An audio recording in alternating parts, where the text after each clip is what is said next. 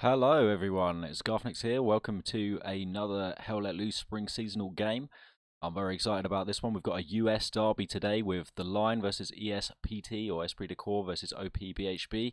And yeah, I'm very much looking forward to this one. I'm actually super glad that I got this game to cast for you today, not just because it's a feisty American derby, but also because this is going to be an absolute bloodbath. The potential to go either way. I feel like both of these teams excellent. It kind of just comes down to a little bit of who's going to be the best on the day with this one, and that always makes for a really interesting and fun watching experience, both for me and hopefully for you as well. Just to kind of set the scene here, we are going to be watching these two teams hash it out over Samari Dumont. This is the main stage round 4 game, so these teams with Esprit de Corps OP BHB actually losing to What the Hell last week, but The Line winning their respective game last week. That brings them into this kind of this bracket where the winner is actually going to go through to the playoffs, but the loser, it's not like they're out of the competition yet. The Line obviously last week beating 116 over on Utah Beach in a real nail biter, and ESPT losing at Saint-Mère-Église to What the Hell brings them into this 2-1 bracket. So the winner today going through to the playoffs, but the loser will not go out completely, but will go into a 2-2 bracket where they will fight one of the winners of Team Phoenix 501st Bastardos 116 versus Fins Let Loose and EG versus Trirex. Make sure you check out all of those games if you can.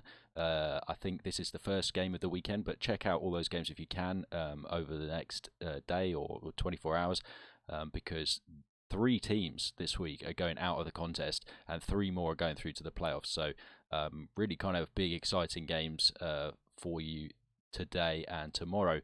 Hopefully we're going to speak to Guderian, who is going to be catching the other side. We're following The Line today. He's going to be over following Esprit de Corps for the German admin cam, which will be real interesting. So make sure you open up his stream, have both on, so you get kind of the full picture and all the action. Make sure you take your clips and everything, post them in the seasonal Discord. If you do !Discord, hopefully that should work with my chat and give you a link to the Hell Let Loose seasonal Discord. On that Discord, obviously, you can find out all the schedules to the games. You can see the tables with all the standings. You can place your clips from this game and any other games that you watch and take clips from on Twitch or YouTube. You can see all the replays of all the other games, and you can see links to the Recapping, which is a show that I do with Known Connection every Monday, where we kind of cover all the games that have been on the weekend. So that'll be going on this Monday as well over on my stream. So come check that out if you miss any of these games. You want to kind of get caught up on any of that, or sort of get filled in on any of the interesting stats that we get provided by Beautify. We've got Soxes as well. So those of you sort of familiar with the Hilo ranking system, Soxes, who kind of runs that, is going to be coming on the show as a guest. So that'll be really interesting stats wise and kind of analytically. So do come check that out. I swear this is the last time I'll plug it. Hopefully we're going to go over and speak to Guderian in a minute.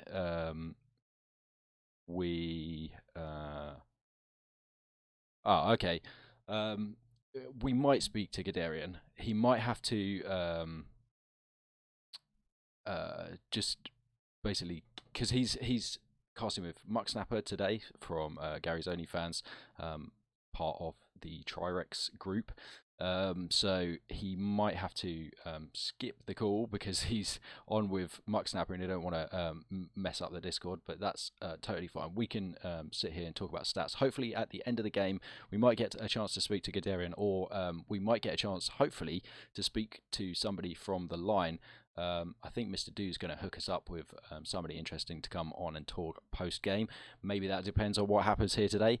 I tend to find that people are somewhat slightly more or slightly less reluctant depending on the end result for their team. But obviously, feel free to be rooting for The Line today in the chat. I don't have any alliance with any team in the tournament, like a vague camaraderie, I suppose, with Fins Let Loose, but I'm one of the audience today, guys. So I'm going to be cheering for the line. We're going to be watching them, hoping that they do the best that they can. But good luck to anybody playing today and over the rest of the weekend, of course, as well. So let me just message Gadarian, and then we'll get into talking about the map.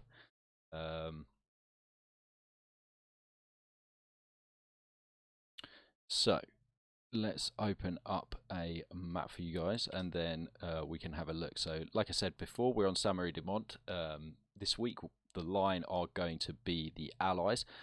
So they are starting at the top, as you can see, kind of map wise, up to the northeast there, and we've got Esprit de Corps, OP, BHB down the bottom here. I might end up calling, this is no offense to anybody from OP or BHB, but I might end up calling out ESPT a lot, just because that's the first name in the list, and I'm going to be in a rush to say things because I think this is going to be a pretty frantic game. But please don't think that I've forgotten all about you. This is an alliance, and an alliance that I have. Anybody who's been watching the recapping will know that I've been very complimentary of ESPT, OP, BHB. I think they're a really, really good, compelling team, and we can expect great things from them, really. In the last season, of course, BHB weren't part of the alliance, but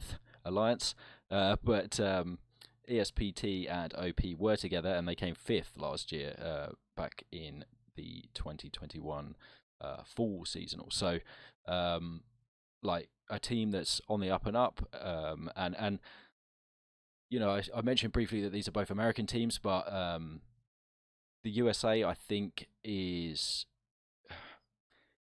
it's one of these things in Hell Let Loose where, like, I don't really quite understand why, but like this game maybe is slightly less popular in the USA or something, but like the USA teams have been struggling to kind of I don't know, they're not going to be consistently in those first like 1, 2, 3 spots necessarily, and I think that that's something that inevitably is going to change. And what happens today, and in these kind of important derby games and stuff, is probably a lot going to.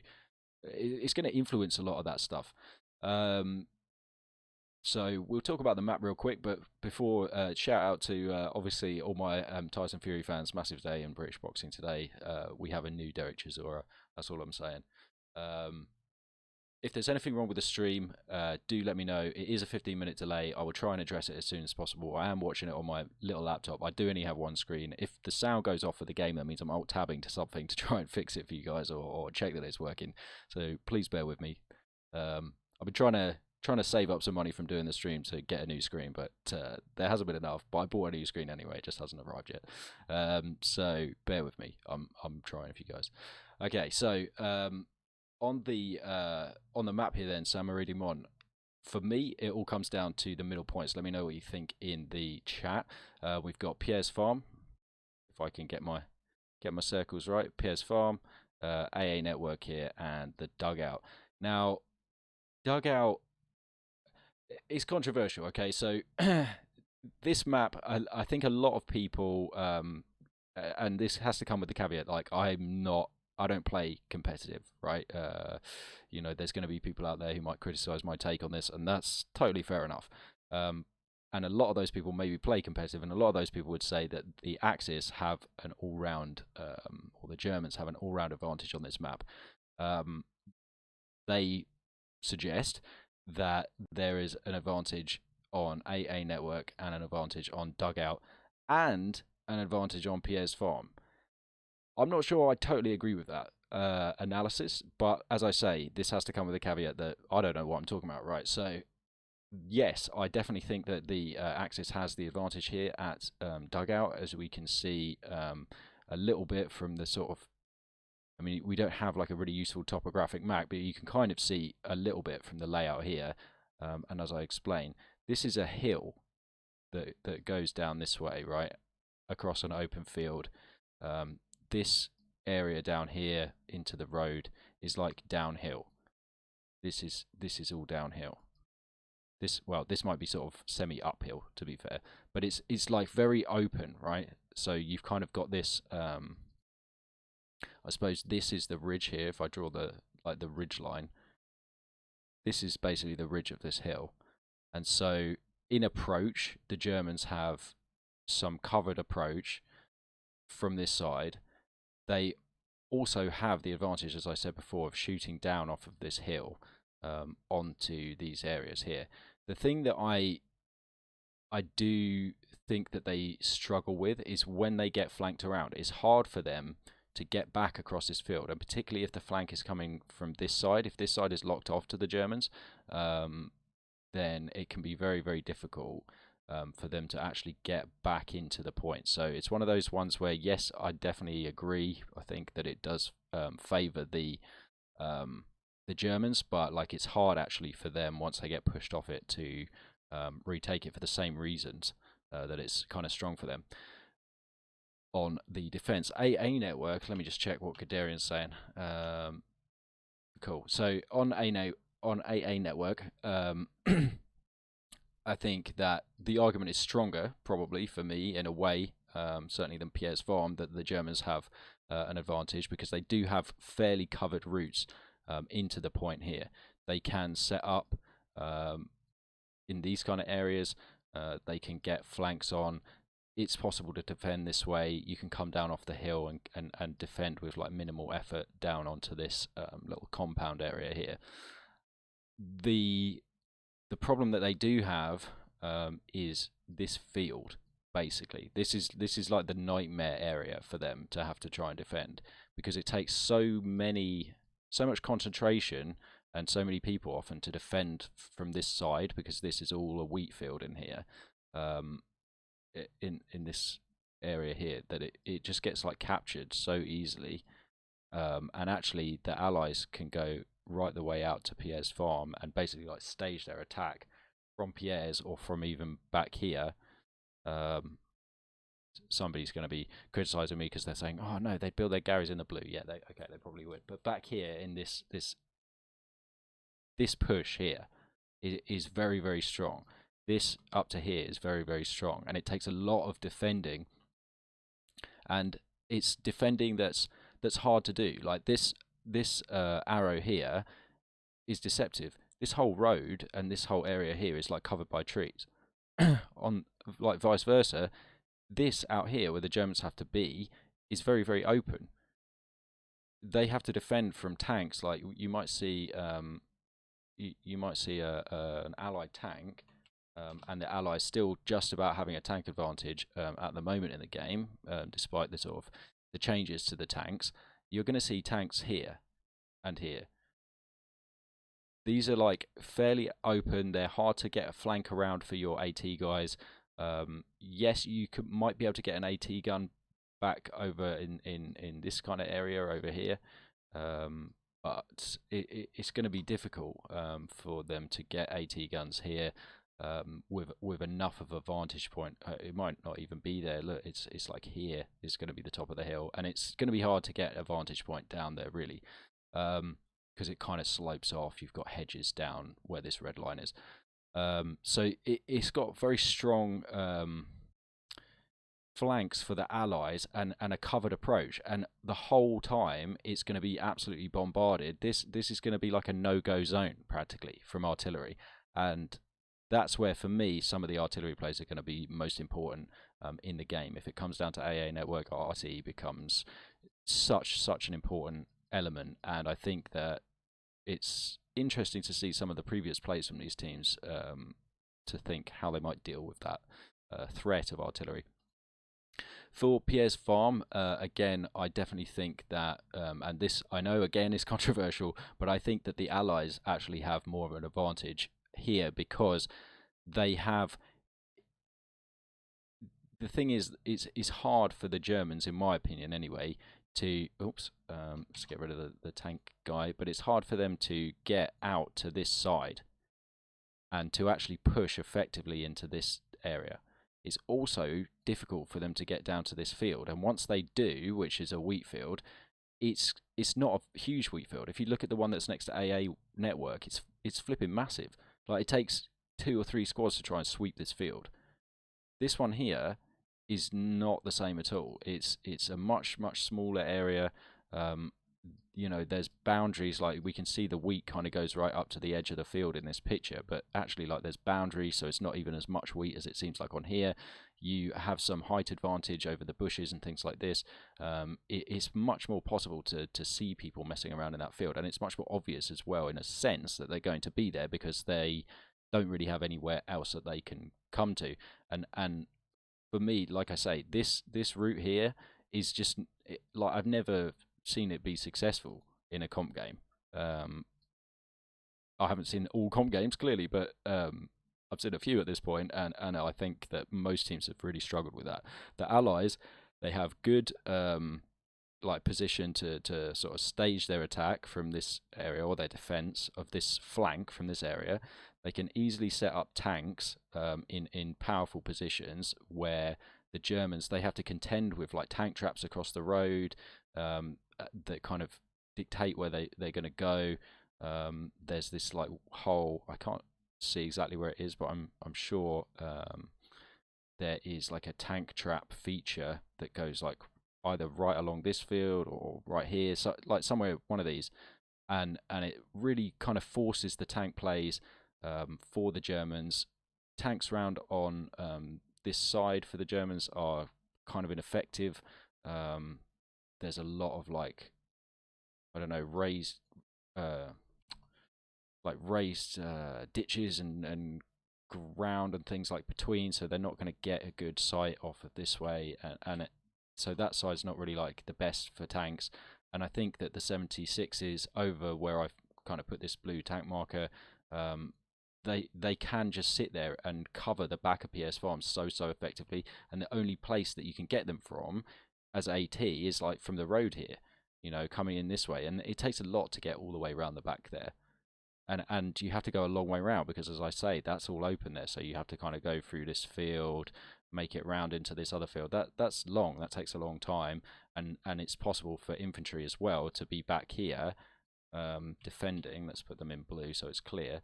But they can be all around in this area defending as well, and then they're getting shots on you as you come onto the road and you're trying to take out the tanks. So I think PS Farms actually favours the Allies, but I do know that is a controversial opinion, and I can't possibly stick to it. In terms of the other points, I think that it's like as we kind of go back into the the second row, it's a bit more of the same. It's controversial. I don't know if we're really at the stage with this map where we can say it definitely favours one or the other in terms of the second points. There are some advantages and disadvantages. For example, the Allies, if they get cattle sheds, they can have quite a difficult time defending if they don't get back in time. But the Axis, often if it is well defended, then their options for flanks are fairly limited. Like these are not great places to come and flank because they're so open. There's kind of like an orchardy bit back here. It's still quite hard to get through without getting spotted. Out from this side, it's hard without getting spotted, especially if you've got good garrisons and OP set up as a defensive perimeter kind of thing to ping, so you know which way the enemies are coming from. It's like quite, you can put down a lot of defenses at cattle sheds. There's like nice flat open areas that you can put down your bunkers and your barricades and barbed wire in all the correct places and stuff to make it quite defensible. But if you don't get back, cattle sheds is a bit of a nightmare for the Allies, because if it's already getting capped, they struggle with actually getting into the point because they really just have to push down this road. It takes way too long to try and come this way. They're very exposed through the field for the same reason that it's sometimes hard for the Germans. So they're kind of stuck to this road, and that road, if it's well covered, if there's a like a German tank already in the point, like that's a nightmare to come down that road. And if there's Germans kind of lined up in the back as well, here, like looking over the field here, again, they can get some height. They can cover that relatively easily. They can kind of get shots out to this area as well. So quite hard to come back from. And actually, this is something that I'm interested to see in this game, because both of these teams, for example, have played the Greyhounds 116. When they both won, that's the first thing to say. They both beat Greyhounds. But the the way in which they won is slightly different. You could look at the kind of the main scores and say ESPT, OP, BHB, they destroyed Greyhounds, they won 5-0. But as ESPT guys know, 5-0 doesn't necessarily mean it's not about destruction, total destruction exactly, but it's more like what you did maybe didn't pay off, and then a series of unfortunate events kind of ended up dominoing your points. A bit like what happened to them against What the Hell. I don't think 5-0 is like just if you look at the result itself, it's not necessarily doing justice to the performance that we saw either from them against What the Hell or from 116 against them. But 116 on St Mary Glees, the point was checkpoint down at the bottom there, as you see in the map, like across the road. Effectively, they got the 5-0 in the end, but like the main victory of the game came when 116 basically overextended, and they kind of shut them out of, they pushed themselves out of the point, and then ESPT were able to get in there and actually kind of win a bit of a tank battle as well. But they just 116 weren't able to get back in time. They didn't get back quickly enough to defend the checkpoint, and they lost it. And then it ended up as a 5-0, but most of the game it was a 3-2.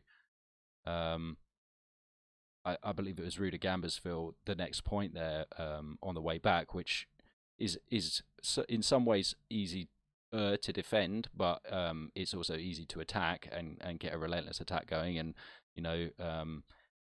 Esprit and the others, they flanked around and did kind of slow plays and actually ousted 116 from there, and then the points collapsed. But if we then look at but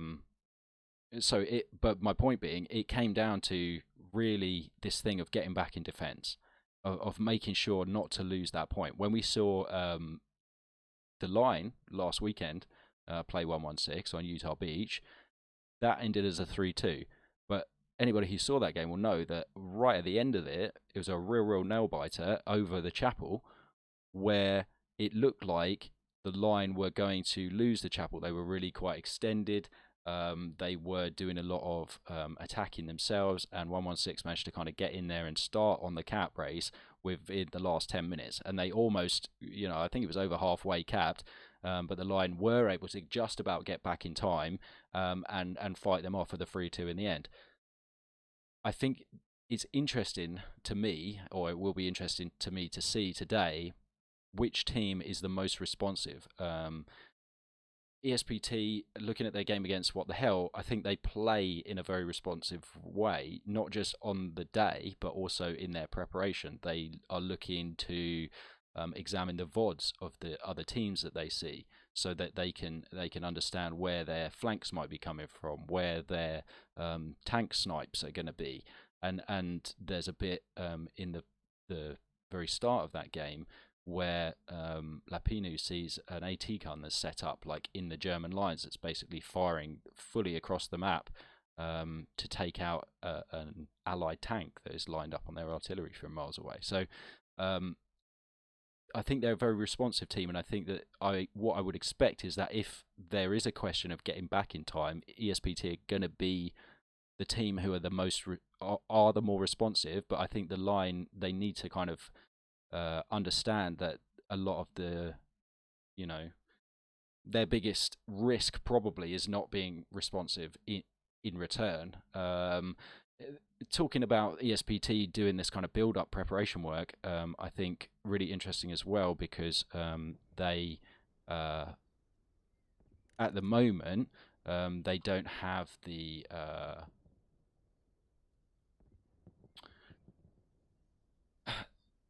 they have the ability basically to kind of look at VODs of other teams playing, but at this point, the Line, I don't think they've played St Marie de Mont since January, so they're not going to be getting loads and loads of information from them there. I'm just looking to see, hopefully the game's restarted.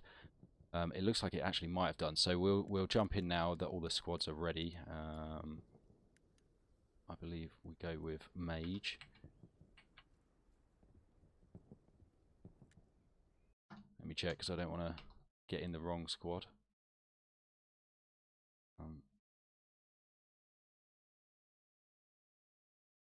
Okay, cool. Let's get in this game and get up in the sky and let you guys have a little look at the map.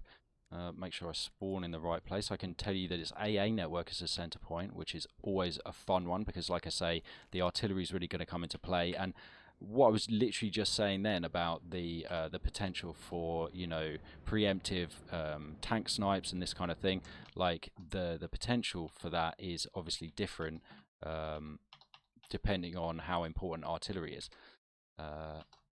Okay, so let me just double check that we've got everything lined up. Hopefully that should be right. If you look at the top there, you should have the line in blue and ESPT in orange or red. We can see that they're ready for their preparation. We've got all the nodes down, of course, in this iteration of the game. Nodes are, well, the first thing that you do, and then you basically forget about them. And as you can see, we've got AA network as a center point, then we've got Hamlet and Hill 6 for the Germans, and we've got Rue de la Gare and the Barn for the Allies here. Straight away, we hear the artillery opening up. I'm curious to see. I'm very curious to see if they've got any more of these guns lined up. Excuse me while I just sweep for AT guns. I hear the trucks. Let's get everything highlighted for you.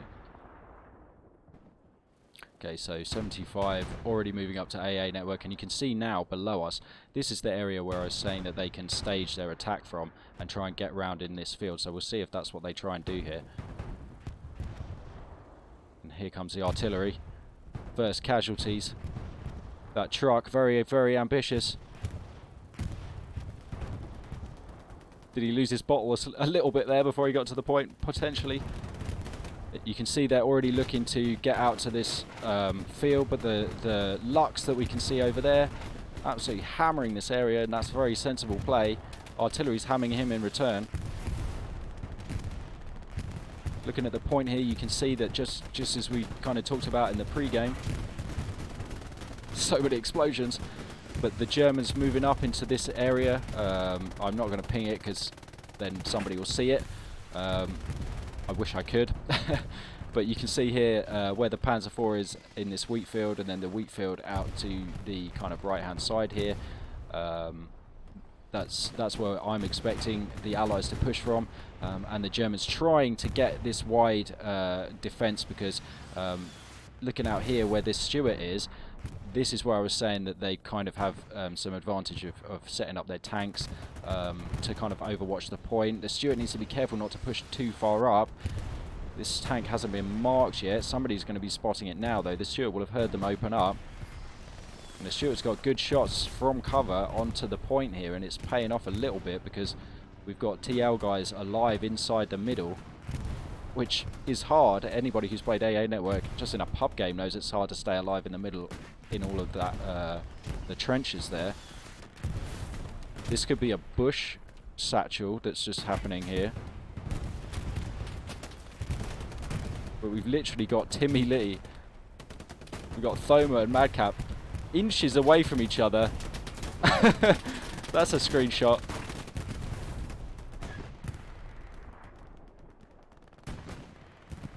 It's a nice hit there from the Panzer on the 75 back here I just saw. They're going to probably take that out, I'd imagine. 75 clipping the fence, trying to reverse and get out of the way. Will they be quick enough? Somebody had jumped out to help them heal just now, I saw. But from early success, ESPT, BHB, OP, BHB, they were capping at AA Network, but it looks like that's actually changing now, and Streets, who we see below us, may be an important part of that. Really fantastic shooter, and it's going to come down a lot. You know, like I said right at the start, this is a nail-biter, this game. Like, it's not one that's going to be straightforward or simple at all for either team, and it's going to come down to so many elements. The tank crews. The line have absolutely fantastic tank crews, but as I said, it was also the tanks for them that broke 116 last week, but it was tanks that played such an important role for ESPT against 116 as well. Does that just mean 116 have bad tanks? Probably not. They're a great team.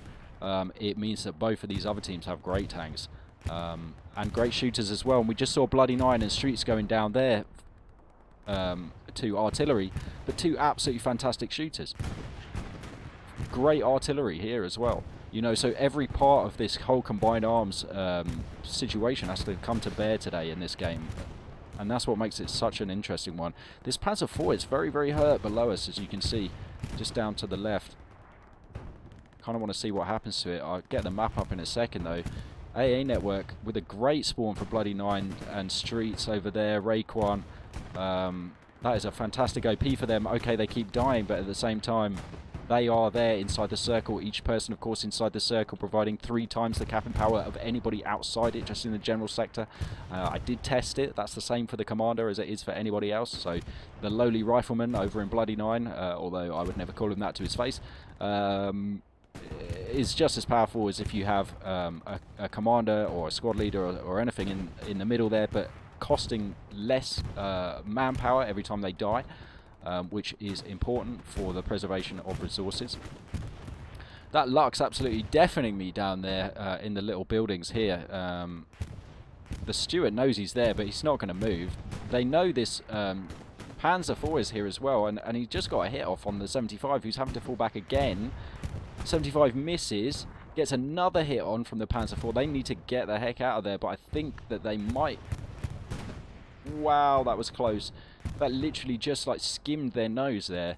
But I think they're back in cover as they jump out. We see Kalito and Tommy over there fixing the tank. Some great tankers, as I say, in the line. Let's go check out who's actually in the Stuart here.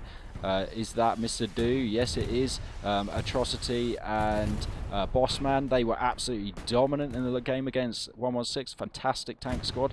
Who we got down in this one? We got General T, Stormtrooper, and Father Ted. So fantastic names. Not quite as aware personally of them as I am of Mr. Do's tank squad. But hopefully they will make the highlight reel today as well. Seeing really great artillery here, and at the moment it seems like all 3 guns are still operational here. V is looking this way, which might suggest that they are coming under some attack, but the OP's not hot yet. Dude, says Taco-tastic. Welcome, by the way, to the stream, to all those new people chatting, new people watching. Feel free to chat. I'm afraid it's on follower only because I get loads of bots, but if you really don't want to follow me, just follow, say something, and then unfollow. But do say hi to your teammates, fellow viewers. Discuss my controversial opinion that this map actually favours the Allies rather than the Axis.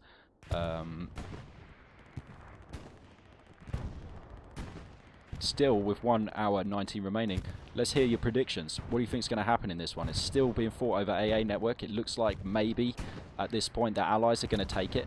They are dropping supplies. I guess they're confident too. Raycaster, Gill, Freedom have actually moved into these buildings here too, which suggests as well to me that you know, they're kind of confident in they're setting up their defense here.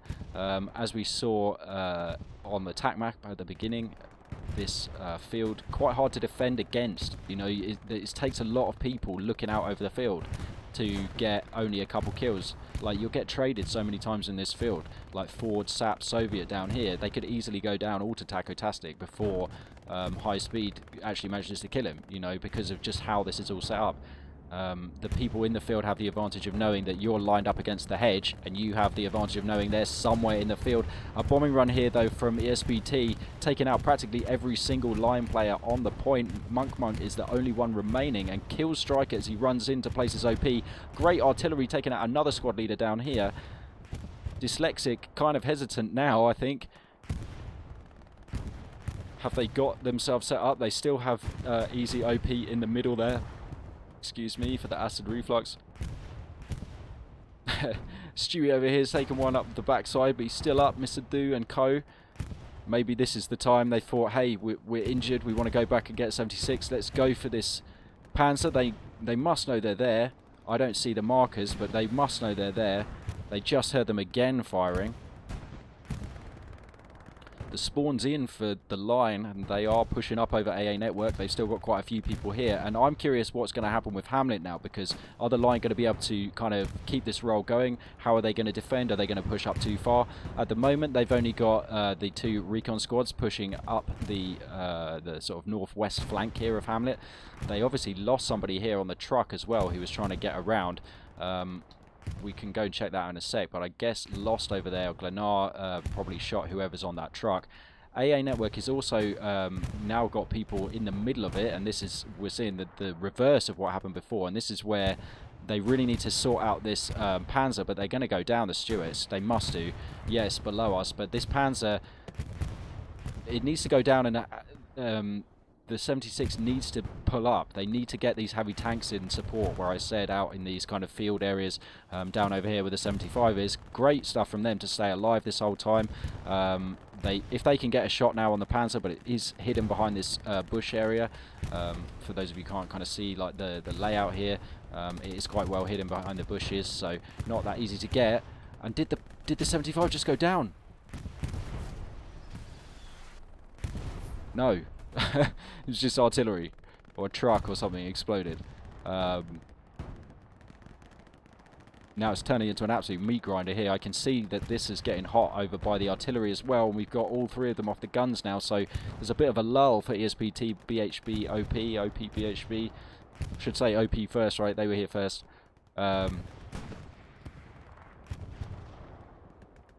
Some window perhaps opened up for them here in the artillery, and their own artillery might still be effective. I see the Tiger below us as well, so they've now got a Panzer IV and a Tiger moved up to the point, which is very, very kind of important for them.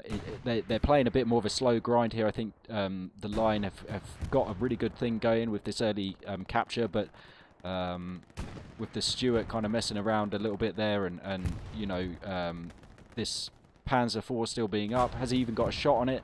Yeah, Stuart's not in a great spot against the Tiger. Stuart. Is that a 76? I want to get close to it. I don't want to miss the action. Alright, let's get in there. No, it's another 75. It's that same 75 from before, actually. He's going to go down to this Panzer. I don't know. He's firing at the Tiger, but missing. But the Panzer IV has literally got a straight line of sight on him.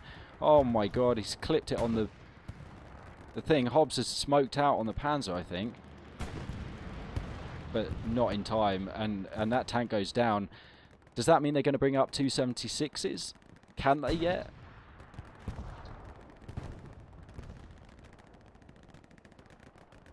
Still doing a cracking job of spawning inside the point here and actually keeping the pressure up.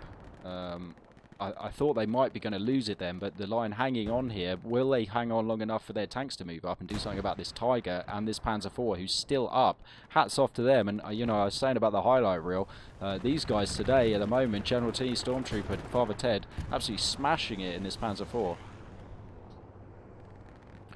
And a garrison goes down over here as well, where Digi is removing it, and that's looking like a potential flank from this side as well, which they're going to need to be careful of. You know, defending this area is tricky, because once they do surround you, the Axis, you know, if this field ceases to be as important, you know, once they're over here, the field ceases to be as important. Once they're over in this area, this field is no longer an advantage for your tank. It's a death zone.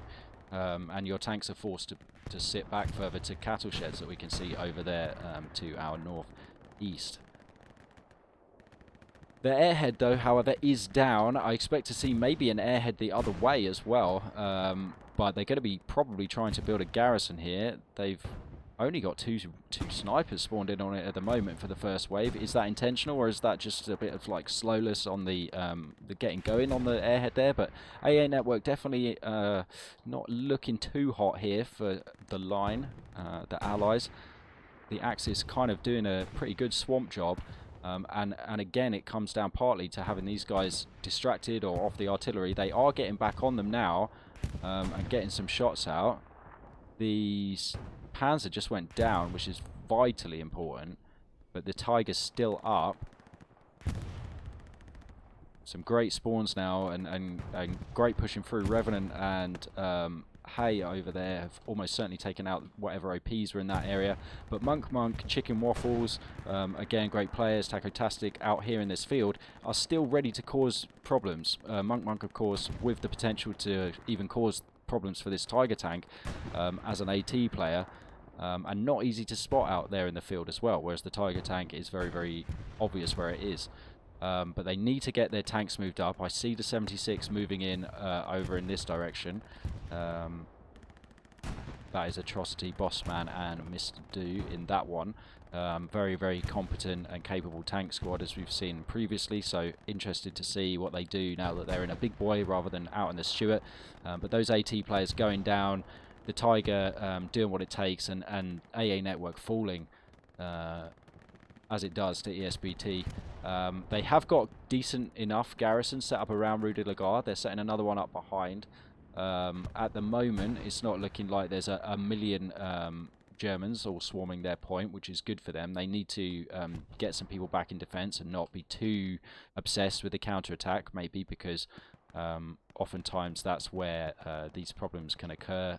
You know, we saw some games earlier on in the tournament where we had these really, really fierce contests over the middle point, and then you know, teams becoming a bit too convinced of their own ability to counter-attack, or too lost in the moment and the heat of the battle and trying to counter-attack. I'm thinking of perhaps Fins Let Loose versus Blacklist, maybe over at Samurai Glees.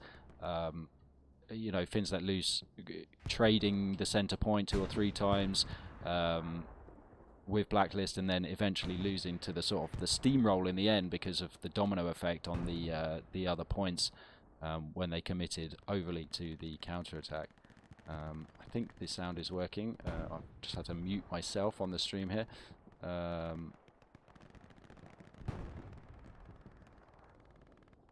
Do let us know if there's any problem. Soul River says, I don't know if that's just because this is going to be an interesting game, or because of my dodgy analysis. But we can see that the Chicken and Waffles squad, Daniel's squad over here, noticed that this garrison's getting hot. I guess Graham or Takahara, the people who are warming that up for us, keeping that toasty. I can see Derek there, Daniel, Chicken and Waffles.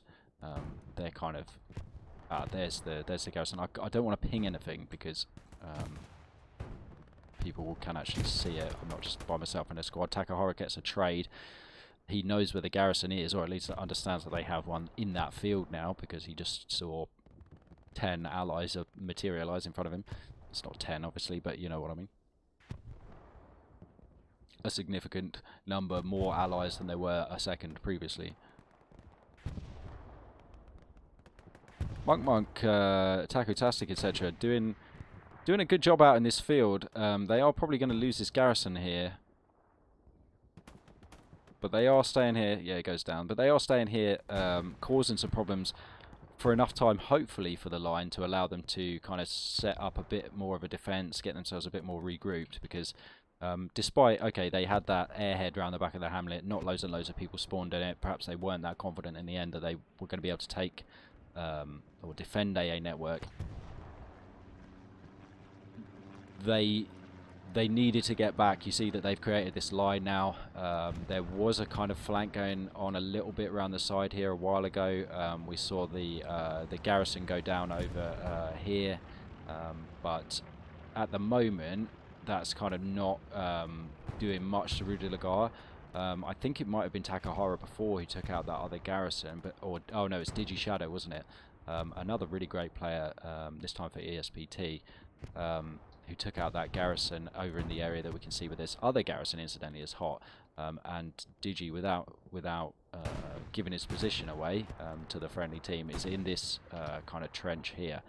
Below us you can kind of see this little trench network area here. So this should start pinging in a minute, and we'll see how responsive the line are to getting back to what might even be just a bit of a soft cap. Obviously, like we can see, it's just one guy, albeit a squad leader at the moment. But you know, in Hell Let Loose, one guy can easily turn into a whole team. So it's all about being responsive, and we know that Digi's over here in G3. and probably going to heat up this garrison in a moment. So we'll see what happens there. They're looking quite convincing here, though, the Axis over AA Network, and this is maybe where people are saying that they do have an advantage, is because once they have pushed through, this is probably a much harder point for the Allies to attack. I think that was Mr. Do's tank going down over there, Boss Man, and Atrocity getting taken out by AT players out in the field.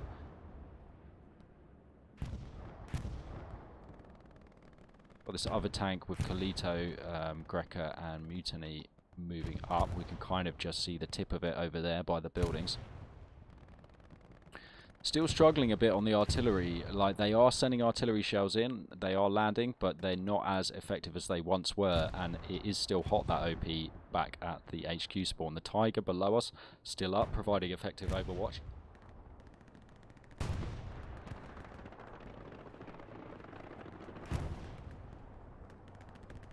So Raver, I am not commanding anymore. He's done. Oh, reason we won last match, I guess. Nah. I don't buy it. These things happen. Looking at the OPs here, it's quite interesting to see that they are trying to stay aggressive. They're pushing them up, like as they get more territory, they are pushing them up. But we can see Rudy Lagar, and this will be Digi, and maybe his whole squad now.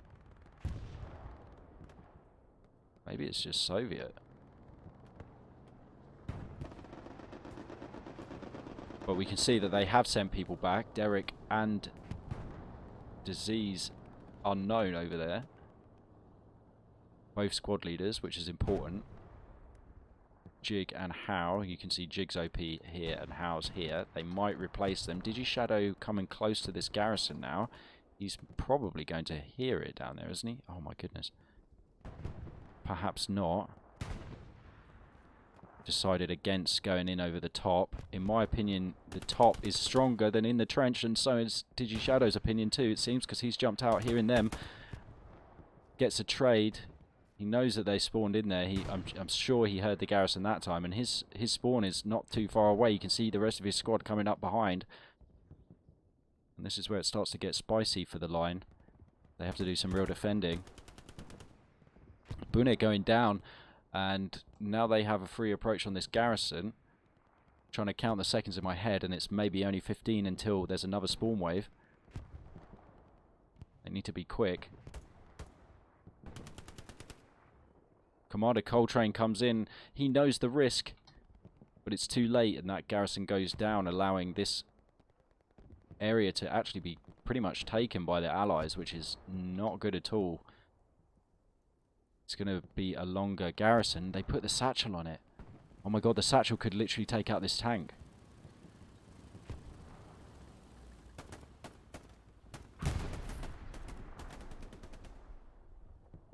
Trying to do what they can to clear it. They need to clear out. Otherwise they could be in the blast radius of the satchel. This tank's quite sensitive to that.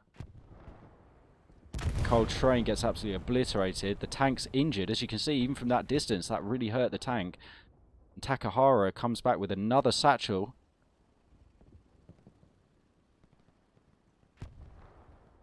Bune here coming to try and support and gets the kill on Takahara, which is important. 76 underneath us is going to have to, oh, 75, excuse me, is going to have to fix themselves up. That was close. Like, if they'd been just that little bit closer, that would have definitely been one for the highlight reel. And looking here, ESPT doing a great job of pushing through AA Network, as I said before. Now they have the advantage of this field. They're not trapped in that kind of known location anymore. They're real spread out. You've got Glenair, or Glenar over here as well. You've got XL squad over here as well, creating this wide line in front of us. Roncon squad here as well, pushing out on the edge. Raycaster, Timmy Lee, Pop 323, having a difficult time of taking them out here, but they are doing well at pushing up. Catching Joe out in the field there, not a great spot for him to be. You can see where they just spawned in here on Thoma. That's where these guys have to get to if they want to clear out this area. And once they do, maybe they can do something about this Tiger here. But there's now two Tigers up on the point. The 75 injured over there at Rue de la Gare, as we saw before.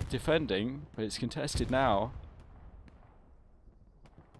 And it's being capped again at this point. Not done here at Rue de la Gare. It is in the balance, and what is this spawn point over here as well for ESPT? That's great stuff, coming in from both angles, and they've also going to have some people probably coming from the front at some point, you've got to imagine, or at least as players from TL, you're going to think, oh my god, like we could be getting attacked from three sides here. It gives you one more thing to think about. It makes defending all that bit harder. Chicken and Waffles, Tommy goes down. Chicken and Waffles down as well. Takahara going to move on the garrison here as Booja goes down. Ken's down as well in the field. I didn't even see him go down. And this is great stuff from Glenard, Takahara on this garrison. What a fantastic little push there. Okay, they traded out a few of their guys, and Glenn actually goes down. But they get the Gary. And the tank's having to come up here and back it up. They're going to get the supplies as well. Ken spawns in, gets the kill on Takahara. They need to get over here and take out wherever they're spawning from. Oh my god, it's the airhead. Oh, and it's a miss with the rocket on the airhead, but they know where it is. It is marked, I guess. I can't see it on my heads-up display because I'm only a lowly squad member of an artillery squad. But interesting, they haven't put any artillery markers on it. There's going to be another spawn wave any second, you have to imagine. It's a nice little defense here against that airhead, and good stuff to take it out there. I think that's just gone. Yeah, that's gone. Okay. Interesting. An AA network to get back over to the other action because it's non-stop here. The Tiger's now inside the point, having to defend against all these line players, and that's not a place he wants to be. Griff goes down, though, to Joe, I think, where he's trying to put the satchel. Monk, I know, has the satchel unlocked, but does he have it equipped? A lot of them getting shot here. The line players getting shot inside the point. In terms of their spawns, though, they have got spawns inside, which is vitally important at this location because you will die a lot, but it's actually hard for the enemies to kind of push into the areas where you're getting killed. So just like there, you die to artillery. It's not to enemies, so they're not going to take out your OP. The RT doesn't destroy your OP. So you just have to keep spawning. Every time you're there just for a second, if it's 3 guys spawning at that OP, that's 9 capture power. They have to have 9 people in the sector surrounding you. And it's important here that they don't push too far outside of the circle because that is the strength that the line have here. And it's a great attempt on AA network here as a counter-attack in response to their defense that we just saw of Rue de la Gare, which was touch and go, but also excellent, just in exactly enough. They didn't commit too many people, and they've actually managed to set up this situation where there's now 2 Tigers inside the point.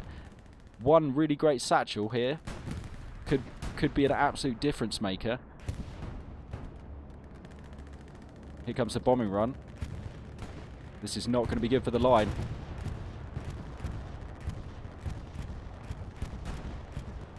Raycon going down as soon as he gets in, but they still got these OPs up. Bombing run's not taking out the OPs.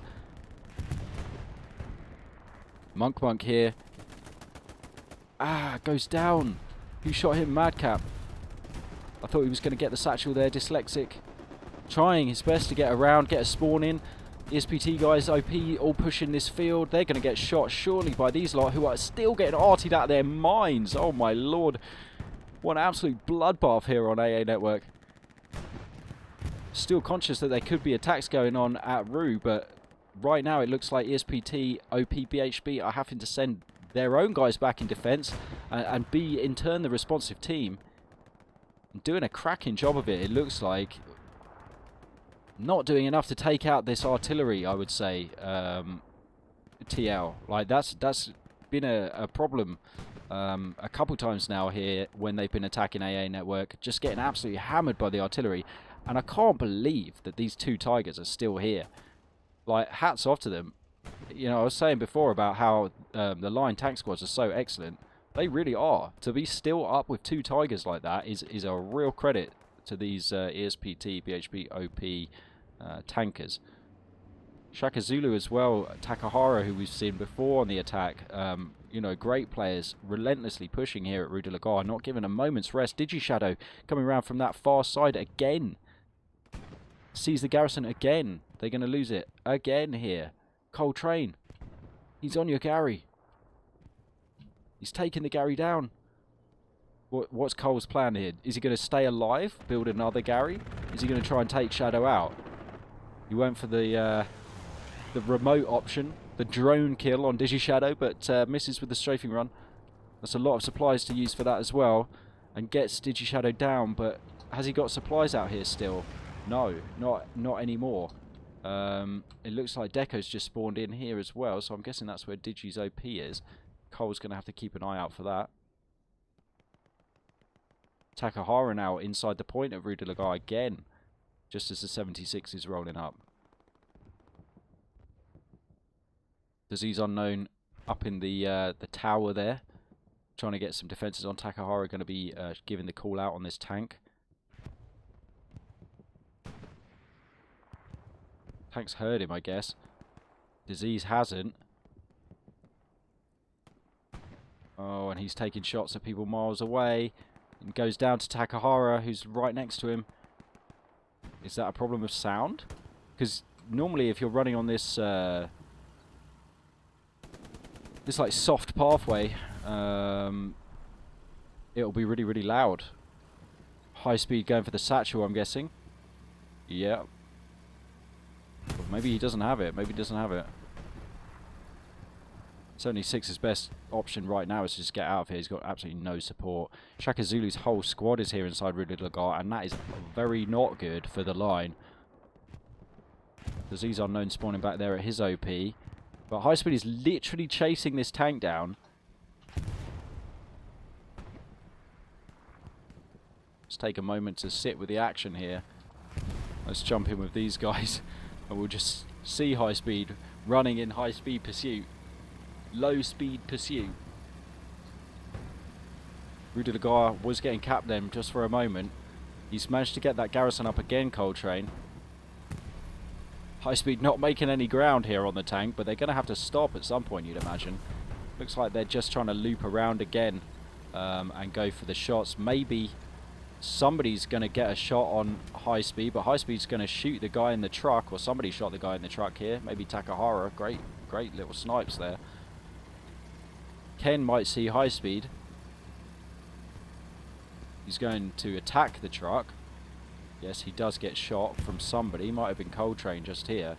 But this tank's now in a much, much better position. It's good play from them to loop around. It's a bit risky in the sense that they could have, in their loop, they could have come into the firing line of another tank, but they've stayed up here and able to provide some fire support, hopefully for them, at Rue de la Gare.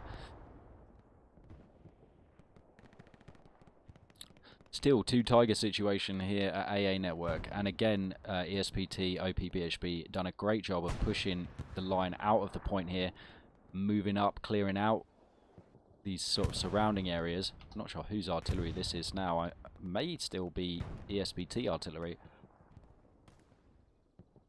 These guys having a real tricky time over there. But the Tigers now decided AA Network is not the priority, and we're on full attack mode.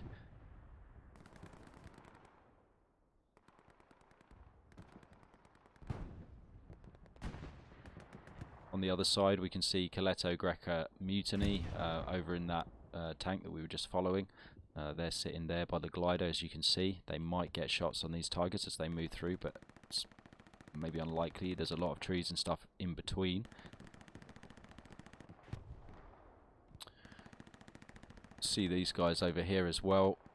Understood that cattle sheds is an important staging post for this attack, but oh my god, look how many players all of a sudden. Have they got a spawn like real close here?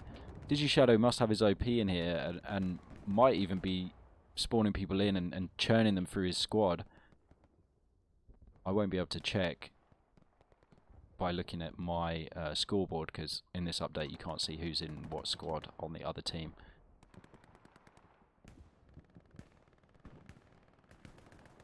Narcoleptic cetacean. Yes, I thought the satchel was literally going to get that tank. That would have been incredible.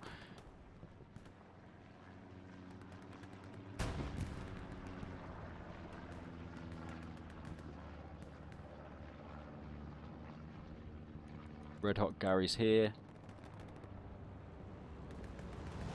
Been absolutely smothered. This tank might have pushed up too far for his own good though. Coletto behind with the rocket. That's where he wishes he had the satchel. Get this man to level up. You know Kaliso's got a satchel. Oh no. He's going to just have to get himself killed right now. Redeploy, Kaliso. Redeploy. Don't even worry about getting killed.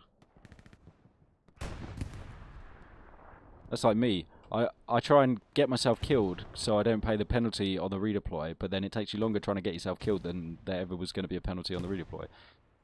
Decisions, as we see. Yeah, it's just an OP here, but boy, is that an effective OP. And this is what I was saying before. The Germans, if they get pushed out of these areas, it can be really hard for them, the Allies, excuse me, if they get pushed out of these areas, it can be really hard for them to get back in. I was talking before about cattle sheds, but this is the same here at Rue de la Gare, where they really have this long straight road as an approach. They have an open field that they have to cross. They have a road that they have to cross. They have another road that they have to cross to get to this point. Once the Germans are set up here, it's kind of unnecessarily easy for them to defend. Mage with a good kill, but trades. Don Weiss gets the shots on him, and another spawn wave here for the Axis. This is where they need that artillery, but it's offline right now. It's not a good situation for them at all. Just a couple shells in the middle there, just allowing your guys to push up and through is really what the doctor ordered, but it's not on the menu. Interesting choice with the recon tank out here.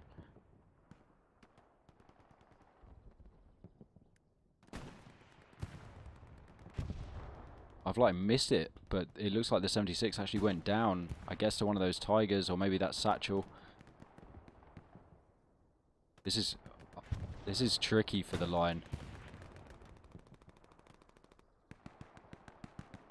And it's great stuff as well to see here, of course, because what we saw before, an aggressive attack by ESPT on Rue de la Gare. That was just following a capping attempt by the line at AA Network. As soon as that attempt on Rue de la Gare was over, we just had another massive capping attempt on AA. Now we're on a massive capping attempt on Rue de la Gare. This is such a tight game. This is all about getting back in defence. It's all about having your people looking in the right spots. It's all about having those garrisons in the right place. And right now, it's all about having artillery.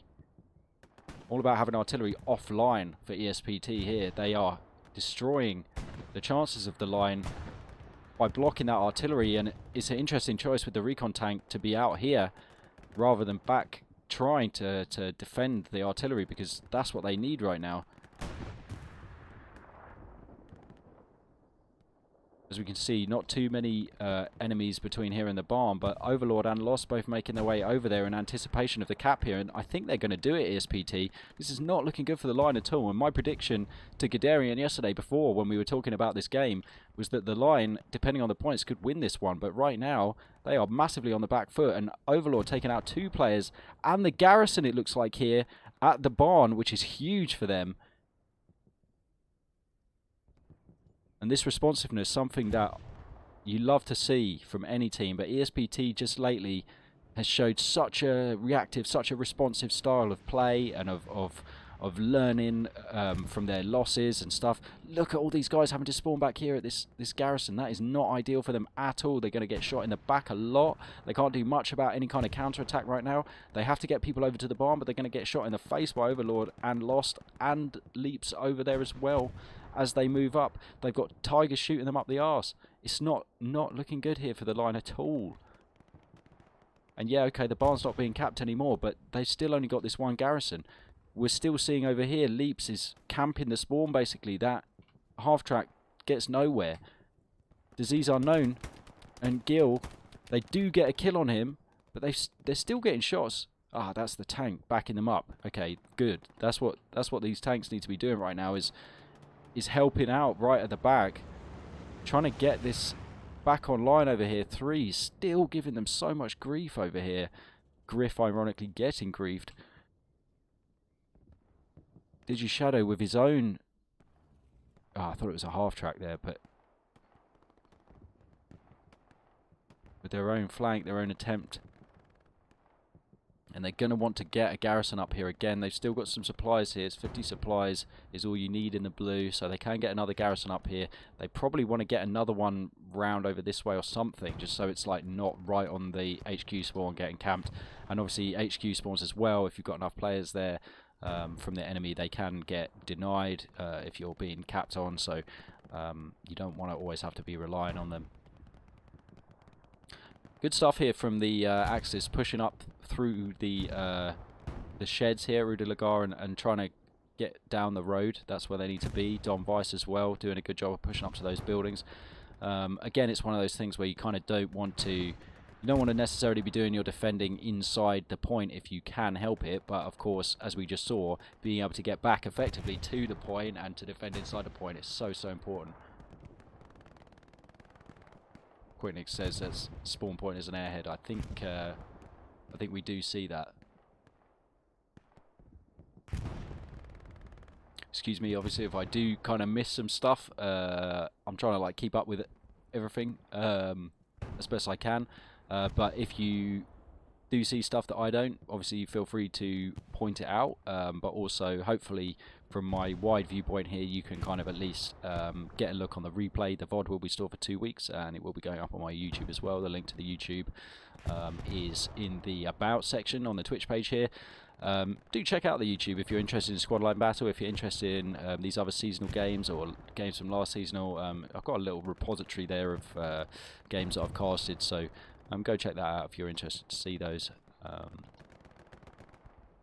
It's starting to become a little library, especially the Squad Line Battle is becoming a little library of, you know, a record of who's done well, how they've done well, what works on different maps and stuff. So nice little place to go, you know, on your lunch break at work or something. Just chill out, watch a game, come back to it later. So bombing run coming in here, and this again is an Axis bombing run. Interesting though, this one's not quite in the right place. We've seen some pretty devastating and effective ones so far from them, but not so much this time. And the line guys, as we can see, they've kind of pushed down to the glider, and they are clearing out the enemies who had pushed up.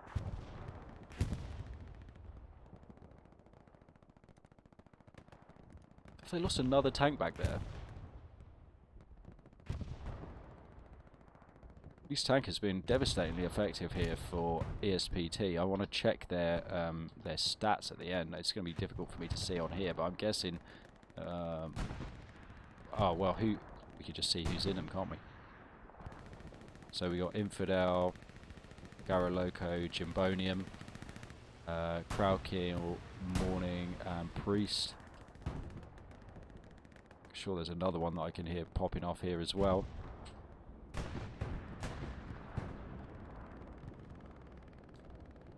Crowd Killer. Yeah, so good stuff really from the ESPT tanks staying alive, and they've got 3 Tigers again on the field. This seems to be their strat. We saw that against What the Hell.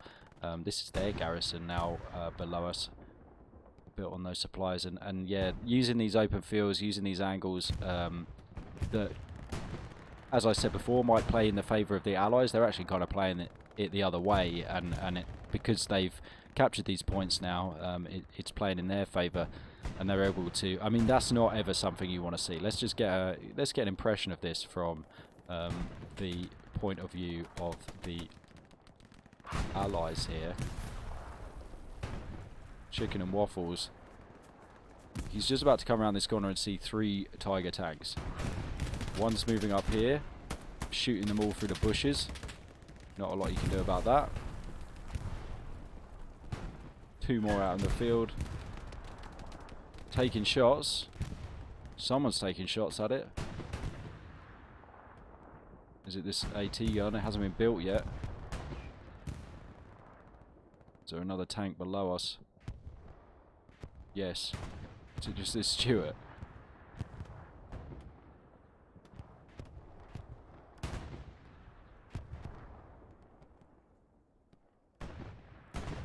Try not to like miss the shot when it comes out. It might have been here if this was an AT gun that got destroyed. And they're trying to build another one here. It's going to last all of about a second. I tried to build AT guns against What the Hell in their Thursday sweaty practice, and building AT guns full frontal against comp tankers is something that is, you know, a sure way to get you into like rage quit mode.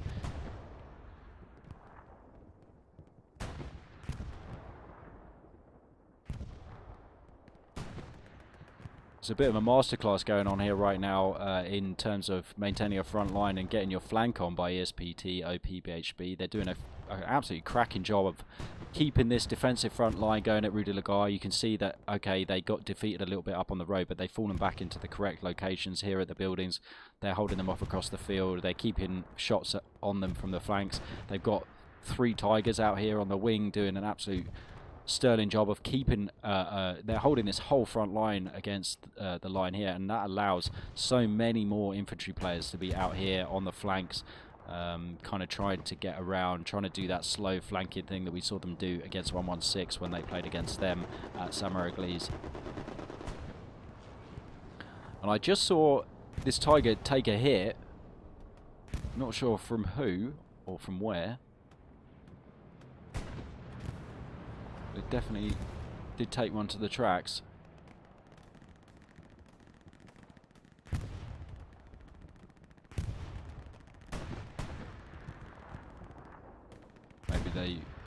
Maybe they got the kill in return.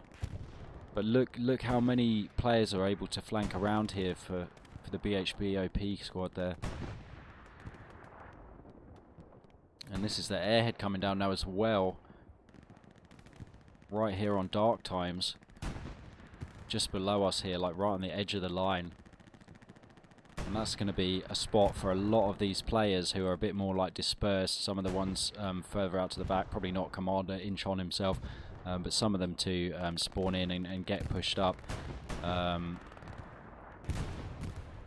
Slightly out in the field, which is a little bit unfortunate, as it could have been on the road, but the tank having to drive over it. Turns out that the airhead has you know, some clipping to it, as does the tree. Sap nearly getting team killed by the reversing tank there. All these guys are just going to get shot on the airhead. They do a good job of getting back here. I think maybe somebody died to a friendly vehicle kill there, but quite a few of them have spawned in. Unfortunately, it's the squad leaders that have gone down, so no garrison there just yet, it looks like. But that's probably the goal, I would suspect. Look how far up this tank's pushing as well. Kalizo, Ken's still trying to build this gun here, but instead he's resorted to just taking side shots with the rocket, and that's not going to do anything. But what do you do in that situation? Ban here with the wide flank, Striker, One Bolo, Don Vice, Thoma, Roncon, all of these guys on the flank, real hard on the flank. Great stuff from them, great stuff from Dyslexic and Valhalla below us inside the point here in defence. Look at this tank play out here. This is like something from an African campaign.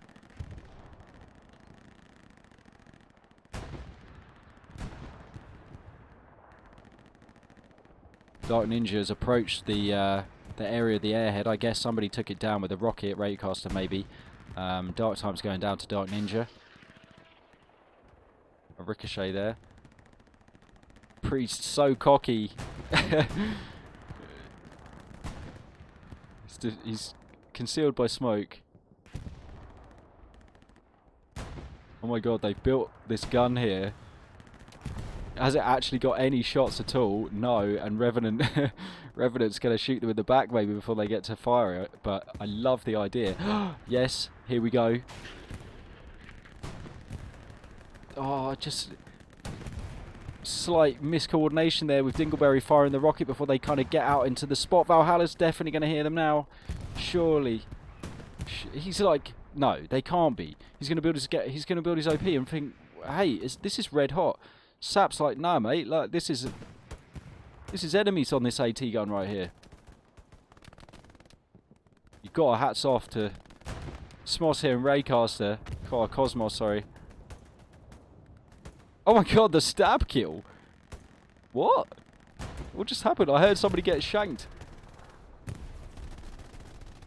How is Cosmos alive right now? This is the one time when ejecting from this gun in front of the gun is actually a useful thing. Please fix. Force right the way back to their HQ spawns here. And ESPT closing the jaws of this pincer effectively. That AT gun is going to be no more below us. And the Tiger's spreading out to cover the whole line now. And this, I think, is the vision of Tiger gameplay that they had in their minds when they were playing against What the Hell, because they had the 3 Tiger set up before in the last game, but it just kind of didn't pay off. But certainly seems to be doing the trick now. And only 140 fuel here for the line. You know, they're not spawning in 376s. Not anytime soon anyway. 30 minutes left in the match. We're already at a 4-1 here for the ESPT OP BHB alliance against the line. And we're seeing in red the Axis pushing real hard on the barn, closing this pincer, the 3 tank play. They've got Roncon below us. They've got Revenant below us at this this radio tower to the left of the screen here. We've got Weeder Expert. We've got Keebs over here closing the flank. This is such an aggressive tank position here, but it's paying off for General T, Stormtrooper, Father Ted. They played an absolute blinder all game. Remember them staying alive at the start in that Panzer IV. Great stuff from them. And it is injured now. This tank is a bit injured. High speed goes down next to it. It takes another shot to the side. Crowd kills tank. This is Morningstar.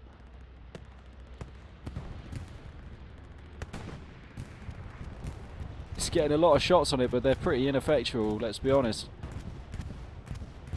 And this is the bombing run here from the allies, from the line, trying desperately to kind of buy themselves a little bit of time, I guess, like get rid of some pressure just so they can push up to this road. But it's not enough to take out whatever the spawn points were over here. There's a garrison somewhere here, I think. There's at least some OPs here. And so the pressure's still on. The Axis moving effectively through these trenches and into this area here. Artillery is now firing from the line. They have kind of cleared out the whoever was bothering them over there.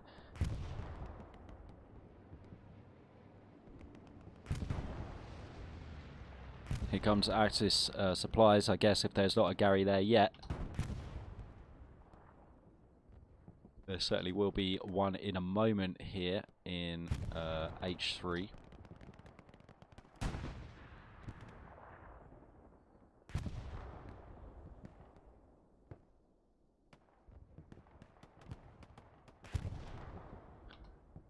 And such an interesting game, as I said before, just because of the to and fro nature of it here, and I think this is something that we always had to expect, was a bit of to and fro. But ESPT, OP, BHB coming out at the moment, it looks like very much on top of this, the ebbing and flowing of this, the pressure in this game, and they've now seen this opportunity, this opening, to really pump the pressure up and really close this circle in around the barn here.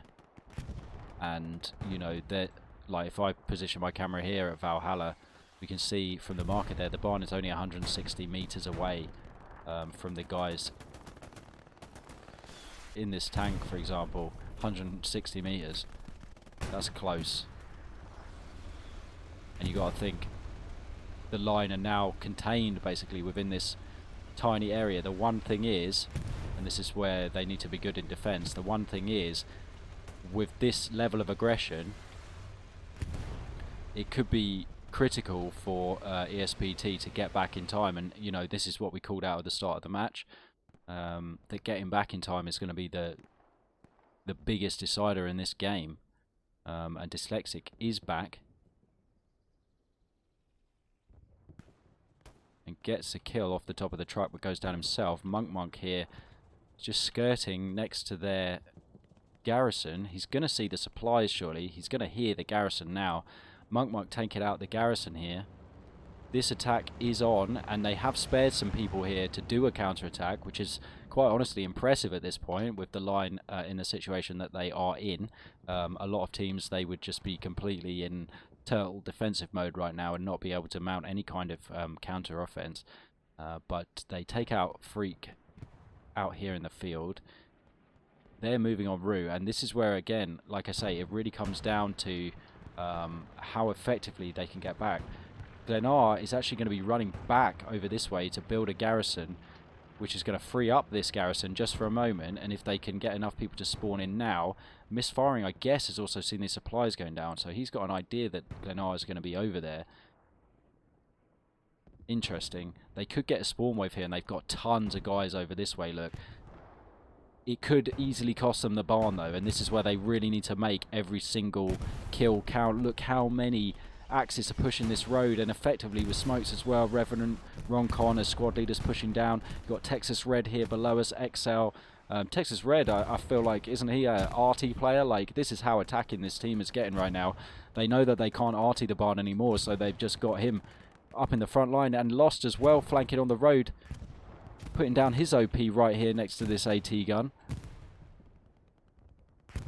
Looks like the Tigers are not quite as powerful as they once were. I see at least 2 corpses below us. I'm afraid we've just missed that. It's always the way, isn't it? But I do want to see what happens here with this attack, because this could be the last moments of the game here decided by how effective this attack is, and what that does for the defense here as Revenant moves into the hard point at Barn, and that's decisive. TL Ken, the only line player now up at the barn, and they have started the cap race on Rue de la Gare, but the barn's already been well taken, look. I see the tank firing over here, but at who? Target selection vital, and a fat spawn wave coming in here from the line. The airhead falling. This is an Axis airhead. Incheon intensely aggressive with the airhead here on top of Dark Times, who's down in the trenches. Satchel at play there. The line here contesting, but Rue de la Gare well and truly defended back here also. And that's the thing, with having this much pressure here at the barn, they do have the luxury of giving up that cap race and falling back to send people to defend. And it's still hard for the line to get people into the point, to get this cleared out. Having that much pressure has its benefits too, as well as its weaknesses. Doing a fantastic job again though here. Revenant absolutely everywhere today. Doing a great job of defending, and you can see that they're having to kind of follow the same pattern of attacking Rue de la Gare as the Axis did originally to take it. But just having less success and under a much, much higher pressure situation, because they're defending their last point at the same time. The Axis only had that middle point, and they defended it very, very effectively. They just won it back in defense. You know, they had the tide of the game was kind of swung in their direction already. The balance of the game was swung in their direction, and they were kind of coming on a roll. Here, the Allies on the back foot very much so, and this bombing run devastating for them. Or potentially so, actually kind of just misses where they all are, which is literally a miracle. Here comes the heavy. Oh no, it's just a 75. Still struggling with the resource game a little bit probably here. They do have 300 fuel. And another spawn wave coming in. It's not looking good for them still here though. They need to get inside that circle, and great stuff from the tank to help clear out the circle to let them move in, but he's going to run over half his teammates at this point. Somehow manages to avoid them all. If only my tanks in Command & Conquer were that good at avoiding my guys. And the smoke pushes, or allows the line to push into the hard point here and start to retake it from what was an absolutely dire situation just a moment ago. They're still very much not off the hook here though, and Bloody Nine, Streets trying to do what they can to put those gun skills to work. They've lost their 75 here though, it sounds like. Well, they will do any second. To these, okay, so it's only one Tiger that went down. There's still 2 lurking in the back here, and that 75's absolutely screwed. No way he's surviving that one. And still, the pressure's up. 2 Tigers, Dyslexic and co. all over here. Roncon out at this this radio tower. We got Shaka Zulu's squad pushing down the road again from that same vector of attack that's been so successful for them up till now. And yes, they are defending, but are they capping? They've got some more people close to the point now. Griff's a bit out in the open, but the Panzer IV's forcing him out into the field. Do they have the loadouts with them to be able to take this out? I see a lot of riflemen. Interesting, I was talking to Gadarian last night about, or yesterday day, no, Friday night for me, yesterday day for the American viewers, all about how, you know, the distribution of how people spawn in. Like what's the trends? People coming in as mostly riflemen and AT. That's been a lot of my experience. Riflemen cost less when they die. AT costs quite a lot, but they're obviously very, very important and useful. But there are other benefits to a lot of the other roles. You know, being able to use the suppressing power of the machine gun. You don't even have to be shooting really at the enemy, just over their heads, and they're basically flashed. You know, using the suppression reduction powers of the squad leader, and particularly of the medic. We hardly ever see medics in this 50 versus 50 comp type format at the moment. It's just not part of the meta. But using them to not only reduce suppression for the rest of the squad, and also for the squad leader, who seems to be kind of overly affected by suppression, but being able to pick up fallen teammates as well, and something that, you know, it seems like a less useful thing for them to do maybe, but if the whole rationale behind choosing riflemen is that they're low penalty when they get shot, well, have a medic and somebody who's a little bit higher penalty but with slightly more effective loadout, and you're hedging against that loss by having the medic, and you get the benefit of suppression reduction, and extra bandages and stuff if you have that loadout too. The barn's still very, very under attack here though, and the cap race is on. Rue de la Gare is slightly ahead in the cap race. The line doing a cracking job of not just, you know, getting absolutely walked over here. I think, you know, this is why we say it's going to be a good game, because we could kind of expect this. And despite the Rue de la Gare actually being contested and now defended, the barn is also defended. How long they can keep this up, or defending the barn, I'm not sure. They need to get rid of this tank inside Rue de la Gare. I mean, you know, we mentioned about the capping power, and of course having 3 guys in a tank inside a point here, that's 9 capping power inside like a mini fortress. That's a lot of capping power. And unfortunately for Taco Tastic and his squad, Texas Red, Striker, etc., Revenant, they've come back in defense, spawned at a Gary back here somewhere, and are pushing through that area. Of course, that's one of the most effective ways to defend. Once you understand where the enemy are coming from, spawn behind them and push the way they're pushing, come up behind them, take their OPs, then shoot them in the back. Is the meta there, and it seems to be working for ESPT, OP, BHB. Behind us, as the barn is still under so much pressure. Tommy just trying to suppress. Chicken and Waffle out in the ditch here, trying to get something going on with an OP that's not in the firing line, as they're still getting absolutely hammered by these tanks back here. Still got 1 Tiger below us here, another one here, and obviously the Panzer IV that was floating around the point, who has moved somewhere.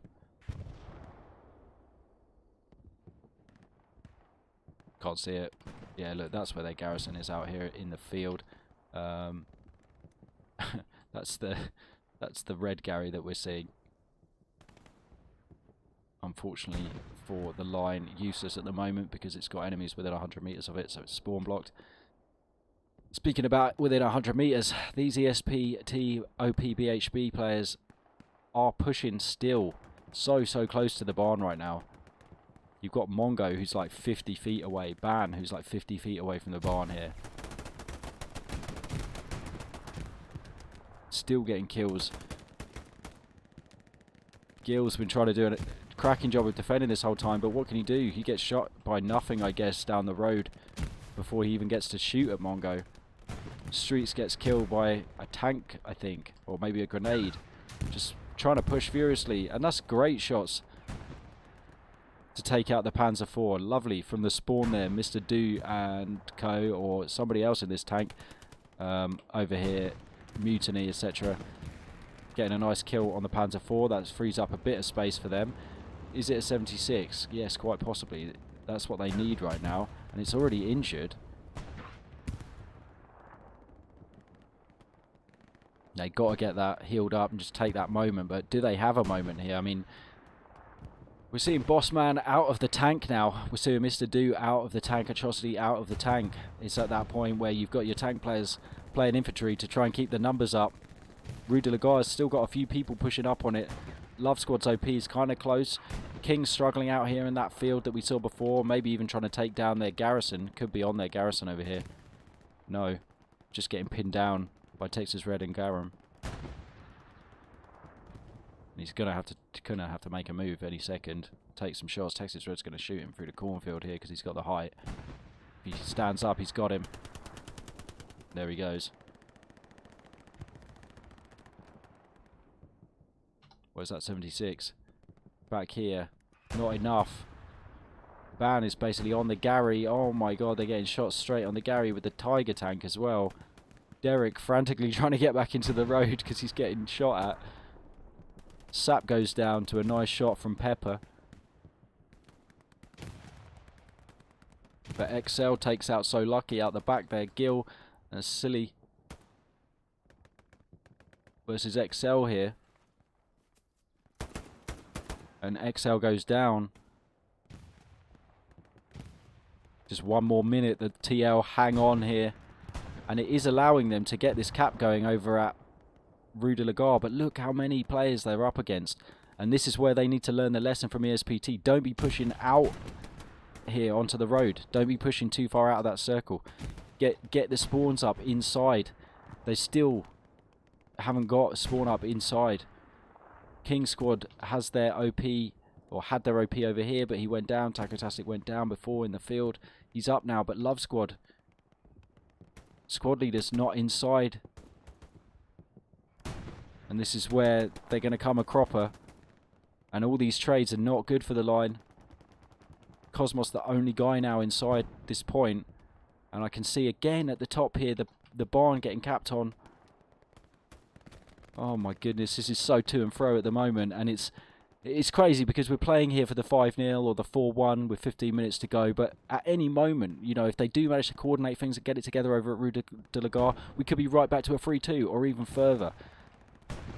It's literally all to play for here with 15 minutes left on the clock. Of course, in the last 2 minutes, nobody can, there's not enough time to cap a point, so we're really looking at 13 effective minutes here left in the game. That's what the teams are going to be working with, at least. You know, if you started to cap within that 2 minutes, then maybe, but that would be a literal photo finish if that's the case. So we've not got long left here in the game at all. You know, 10 minutes or so, and it's really touch and go here for the line. Should try and get a machine gunner mounted on top of that radio tower. Soul River says, I thought that a minute ago. I mean, at this point, to my mind, it's less about individual positions and more about the flow of this battle. Oh my god, getting bombed again, the line with an absolute savage bombing run.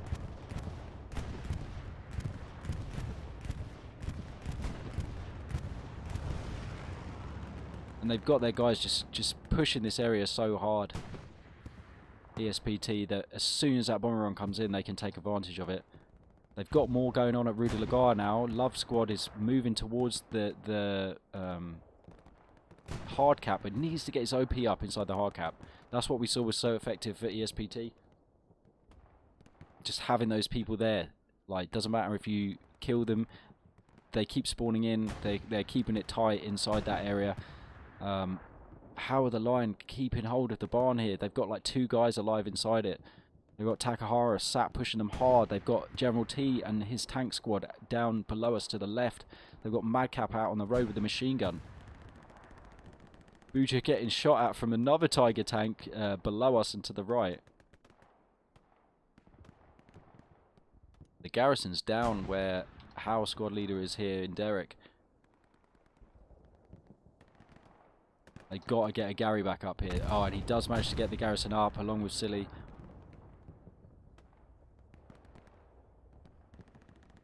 And that's a tank down.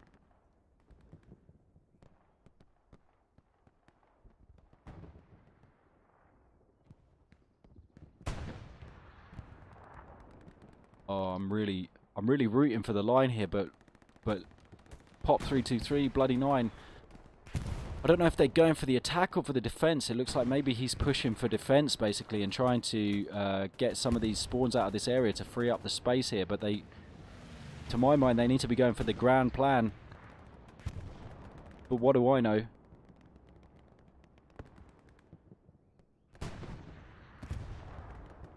They've been struggling hard here on the barn for a while, and it has been enemies from this area, pushing from the radio tower, pushing from this kind of bunker network down here.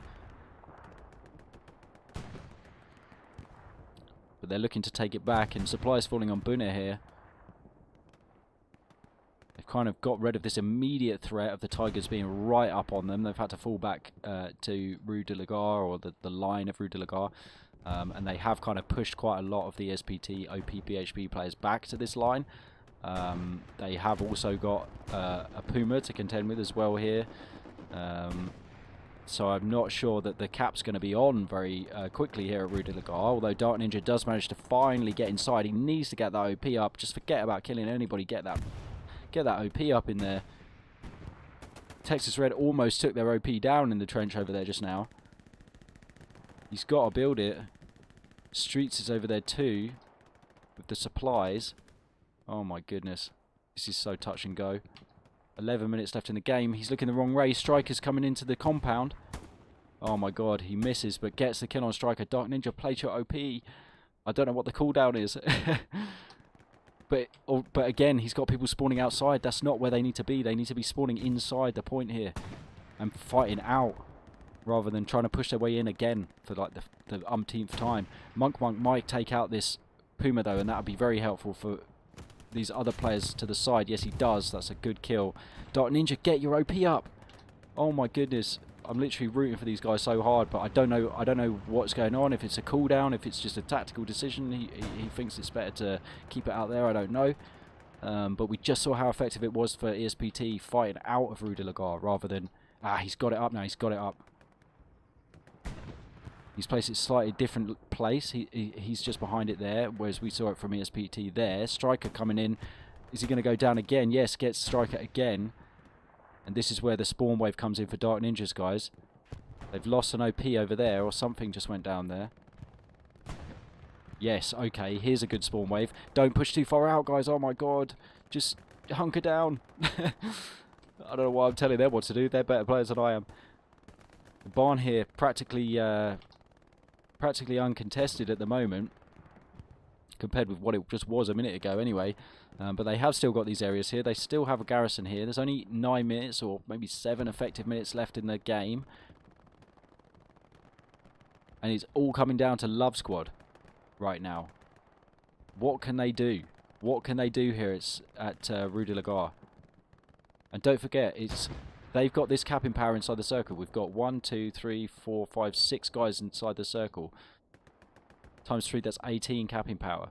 But you've got inside the sector 3 guys in a tank, another 3 guys in a tank, 4, 5, 6, 7, 8, 9, 10, 11 at least. And the sector extends all the way out to here in this trench area here, so some of these might even be in the sector too. They've got to get some kills here, otherwise it's just never going to happen. But they can't push out too far, otherwise that's what happens. They have all the advantage here. I don't know where TL's going here.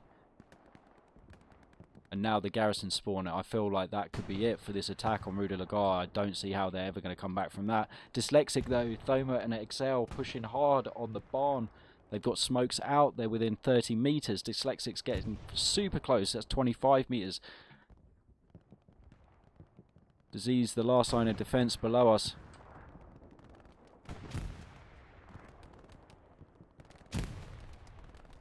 Oh my lord. And gets collateraled by this machine gun across the field from Keebs. Quick Nicks and Soul Raver, you were totally right.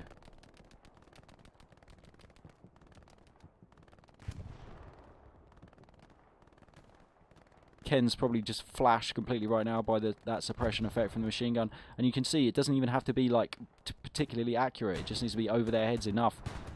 And they'll be getting suppressed like crazy. 8 minutes left in the game now. Dyslexic goes around on Booja, gets the kill. Coltrane, Chicken Waffles, Derek, they all spawn in this garrison here, but it's getting moved on. Ken's still alive inside the circle and might get Don Vice in the back. Might himself get killed by Dyslexic here as he runs around the corner. No, kills Dyslexic too, but Thoma's surely going to see him. Thoma out on the street, he can hear him. Surely Ken can hear him fighting against Coltrane, but he's looking for the spawn. It's the right thing to do, but at the same time, look how many people are coming in here from ESPT in this ditch. Still inside the barn. I don't see smokes going out. But I'm sure they will be throwing their smokes. We'll see them pop in a minute. And again, this garrison with a big old spawn wave from TL. Just doing enough to keep it at the moment. And they're really fighting off this this 5-0.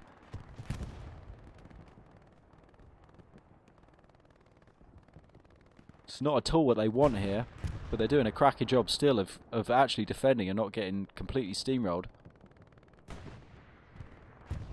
I mean, I say steamroll, like no game could be a steamroll when there'd be only 6 minutes left on a 5-0. Cool shot of the strafing run there, but we can see Rue de la Gare basically not contested now any longer. They failed in their quest, their love squad. They kind of... We'll leave that to the discussion maybe after the game of like what they could have done differently there, but it's really tricky for them. Just as one squad against a whole team like that, really.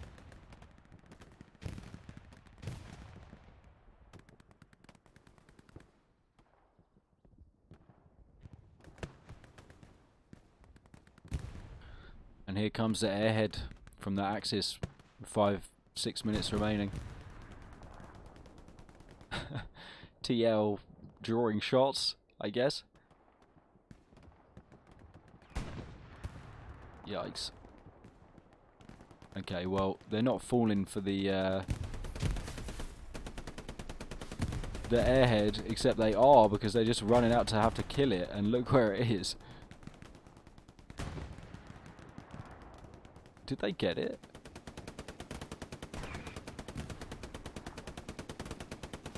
Playing them in their own game now. Griff just putting suppressing fire down the street.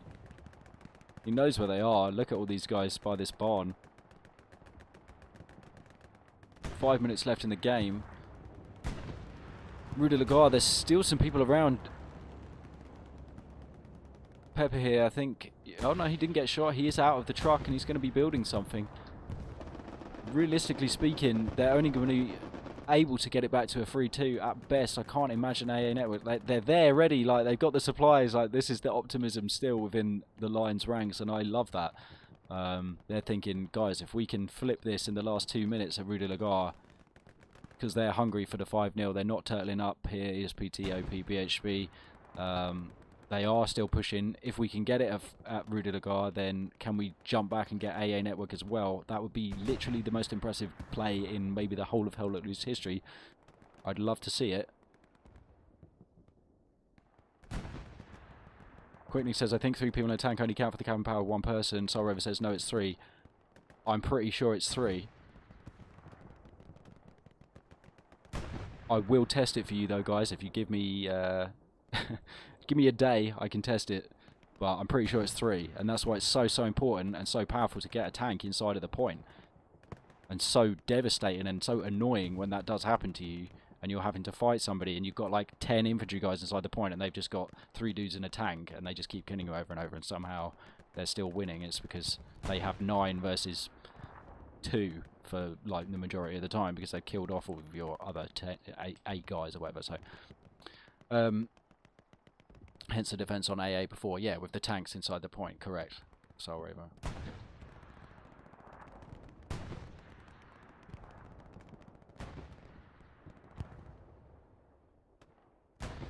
still really pushing there for the 5-0, and it's not going to be, I think we can say it's not going to be the 3-2 to the line anymore. They're still, like, hats off to them. Look at this push that they've got going on below us. Mage literally going for it. Texas Red, great defending all game. Glenor, we've seen play really well today as well in attack and defence. But they're the only two squad leaders remaining here for ESPT, OP, BHB in defence. And the line are pushing real hard. They've got Curse, Gil, Tacotastic, Mage, Ghoster, Ole, So Lucky, all pushing.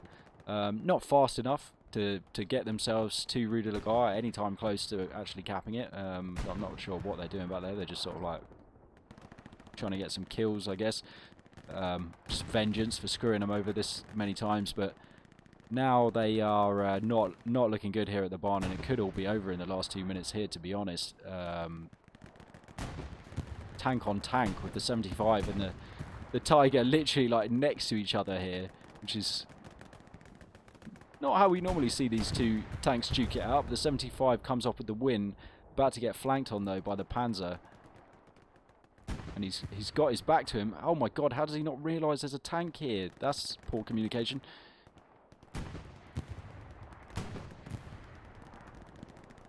They must know that they've just been shot up the backside, and this is going to be it for them. And the Panzer IV showing the decisive tank victory, I think that it's fair to say, that has been played out for us today. ESPT absolutely dominating the tanking. Which is shocking because the line have been absolutely fantastic in other games, but this right now, I suspect, is the picture of the end of this game. That's a strafing run there, but to little effect. And they've got lots and lots of power inside the point here. They do have enough time, I believe, to cap it. So it's going to be a 5-0, I think, anyway, here in the end for ESPT. Really well fought from the line, but wow. Great stuff from ESPT, OP, BHB. They've read the flow of this game perfectly, and look, you know, they're trying still the line here on the cap race, but it's never going to pay off. I just don't see how it can, and even if it does, it's still an ESPT win. But it's going to be a 5-0 here in the end, with a sort of a slight consolation cap race there at the end. But absolutely fair play there to the Axis. Of course, Incheon in command. Gadarian, go check out his stream, casting from that side. I want to see their tank squads. Like, we will scroll through everybody, but I mean, decent.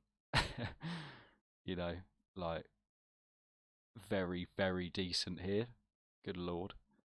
It's difficult because a lot of their tankers have dispersed into other squads now.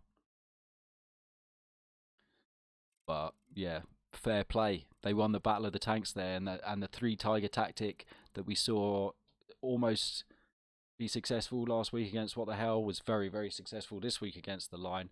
The line, of course, playing really well as well. I mean, look at these squad scores here. Absolutely crazy. Super high. There's so many kills going on here. So really hard fought game the whole way through.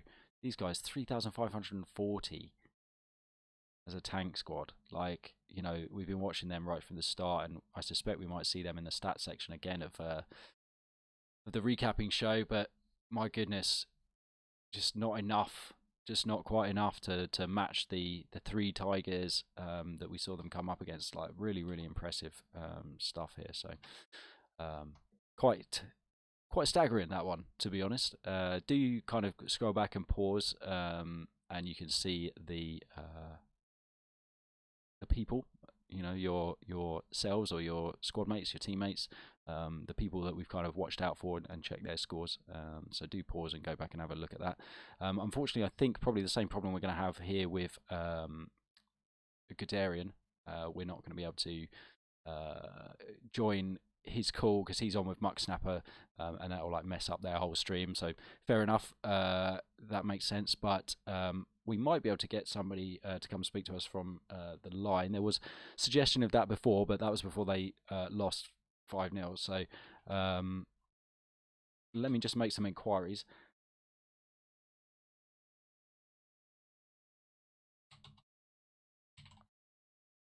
Um, I think, what is there to say about that one that hasn't been said already as we were watching it?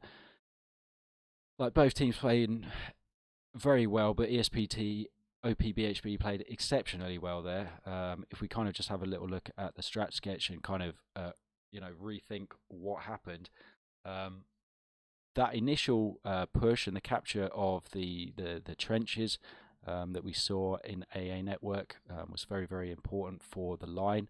And at that point, of course, they had their artillery as well, helping to kind of bombard this area here that was like keeping the Germans at bay. They did a good job of moving into the field. They did a good job of kind of moving into this area as well. They were, as we saw before as well, kind of pushed up through that little thing onto the top of the hill, through the ditch there at the corner of the compound. But in the end, we saw that the Germans were actually able to take out that artillery and be able to be dropping their own artillery on those key spawn areas that really kind of hampered the line there. And they, whilst they struggled a bit, they were able to dedicate quite a lot of players to clearing out that field, which put to bed any flanks that were coming around from that way. And they also did a great job, and we saw, of holding this trench up here as well that was critical and allowed their tanks to actually kind of move up into those really important areas. We saw tanks back here at the start. We saw tanks back here at the start. But by the end, they were moving up here, and that was what allowed them to then move. Let's get rid of some of those. Was able to move this way, and we saw actually then support Rue de la Gare. And then, of course, once they'd captured AA Network, and they did a great job, like I say, of pushing through and getting up towards Rue de la Gare. Scroll in and scroll out again, because that seems to be the best way to move. They kind of captured these areas. They pushed up really nicely here. They pushed from cattle sheds. We saw that really decisive kind of garrison that they had out in the fields there, and the spawns that they had coming into cattle sheds. And then, of course, they built that really great OP inside that allowed them, to hold out against what we were saying before, which is these kind of real quite tricky, quite difficult ways to get back into the point here for the Allies. This open field, of course, below us, like this open field here that we saw quite a lot of action in. It's very difficult for them to move along. This section here, very kind of like obvious for you to be moving along. All of this here is very open. Not really got good flanking positions. It's very hard to get around. Very just an open field with the glider that we saw a few times coming into play. And then, of course, the devastation that ensued when they had the 3 Tigers that were just all firing. And in the end, they were like here, weren't they? And we saw that tank battle right at the end with the 2 tanks literally here, and then the Panzer IV coming in around the back to finish it off. So, like, really, really great stuff throughout the game. Hopefully we're going to speak to Coltrane, which would be absolutely amazing. Hello, Coltrane, can you hear me? Yeah, can you hear me okay? Yeah, brilliant. I'm just going to move you into this other chat so I can see your overlay on the game screen. 1 second. Okay. I mean, first and foremost, well done. I mean, that was a hard fought game there. Oh my goodness. Can you hear me okay? I need to. It's like he's muted. Hello? There we go. Oh, yeah, Hey, there we I was go. suppressed. Yeah. Yeah, sorry about that. I don't know what happened there, but yeah, great game. Well played. I That was a hard one to call, like right from the start. I said to Guderian yesterday, I think TL have a really good chance of winning this one. Um, I mean, I've maybe from seeing it from above, I've got my own assessment of like what happened. But what do you think went wrong today? I think a couple of things. First of all, I thought that the opener might have lasted the whole game, judging how it was going there back and forth for so long. But Yeah, I think towards the end of that, we did end up capping, but we gave up some map control when we kind of collapsed onto the point, and I think that was a mistake because you saw they capped back shortly after. They didn't Hmm. really give anything up, even though we had gotten the point. So I think we could have done that better. And then I think the big thing that I would take away from this is I think that we may have wanted to give more resources to defense. We run a pretty small defense and then kind of flex people back as needed. Yeah. But against a team like them, where they have a lot of flanks that can grow into bigger problems very quickly, they move around really fast and shift guys very fast. That can be a big problem, and I think they were able to exploit that on our next point as well. So I think those were the two things that we definitely could have done better that match. Yeah, I mean, it's interesting you say about the flanks, and I think that's something that, yeah, I did see from up in the air there is that, and it's something that we see from ESPT a lot, is that kind of, like you say, it's like a slow, wide flank, but then it can turn into something really, really quickly because of how they, once they get that position, they only need one guy there who's like building his OP or building a garrison or something, and they're very, very responsive at getting that pressure exactly where they need it at the right time. And man, were they pushing you guys hard at the end there at the barn for so long. Yeah, that was such a grind. They were everywhere. They were in Three all of our tigers, HQs, and yeah, I'm like that's. surprised we held on that long, to be I, honest. I think it's amazing. Like it's a testament to the line. And there's so many teams who at that point, there was a couple times when you were like over halfway capped, I think, as well at the barn, and some teams would have just been like, nah, like this is we're done. You guys are like, no, we've got it. And not only do we have it, but we're also doing the counter attack over at Rue de la Gare as well, and almost getting it. Love Squad, oh my goodness! Like I was literally rooting for them for a little while there. Like Oh they, yeah, they tried to with get the their OP OP on up. point. Like oh my god. You should have heard the comms. We were getting excited about that. Yeah, the thing about this game is I mean, you only need 4 minutes, right? Mm. Even if you're on your last point, Well, I you can saw do your guy. a I cap to saw cap. who was it? Who was the recon squad leader who was still hanging out at AA battery right at the end there, next to some Misfire. supplies, bro. That's optimism that I love to see. I gotta say. Yeah, you got to play to win, And if he's not there, then we really, with that much time left, don't have a chance to actually win the game. So him being there at least to build that garrison could have, if things went all perfectly, we might actually have a shot there. But as small as it is, Yeah, sure. I mean, obviously, like you guys have had quite the journey, coming all the way through the qualifiers. You played some really great games. Up till now, I think, am I right in saying you've only lost one so far? yeah, To that's Trigger correct. on Utah Beach. Um, you guys have like you're one of the at this point you're like one of the most like experienced in the tournament in terms of this tournament. You've played so many games and won an awful lot of them. Do you think that puts you in like a good position for the next round? Are you kind of confident going into the next round? Was this one that you thought, well, yeah, it'd be great to win, we go through to the playoffs, but in the next round, like, we still have a good chance? Yeah, I honestly have to check who we'll see who we end up playing, but yeah, we've gotten a lot of experience for a bunch of our players, and we feel very comfortable playing these top tier teams. Going into this one, yeah, I kind of knew it'd be a hard fought win for us. I would say there was always a chance, and by no means were we going in thinking we would lose, but we knew it'd be super hard. And as it happened today, it was. Yeah, But yeah, we're ready for next week, and I think whoever it may be, we have a fair shot at beating any of these teams. So I we're gonna keep on agree. trucking. Yeah, I agree. I mean, I called out ESPT to beat What the Hell, and there were times last week or the week before last now, that it looked like they might. Um, and I called out the line to beat ESPT. So in my mind, like I'm very confident that you guys are, like you say, a top tier team and right up there with the best of them in this contest. So um, again, why it was such a good game, and when even though it was a 5-0 in the end, like you can look at the results of some of these games and think, oh, it's a 5-0, but like that just does not sum up what we just witnessed in any way, shape, or form. yeah. Like that game was a 4-1 really at heart, and even then it was like a sweaty horrible 4-1 that turned into a Absolutely, 5-0 because it's of a like grind fest. just desire to win at the end, which it's like fair play. Yeah. Um, so I mean, from my point of view, like I think ESPT, like you say, they did a cracking job of getting around and doing some flanks. They had some really nice tank plays. They kept your guys off artillery quite effectively as well, which I Oh think yeah. certainly at AA was like quite a decisive factor for them taking it back.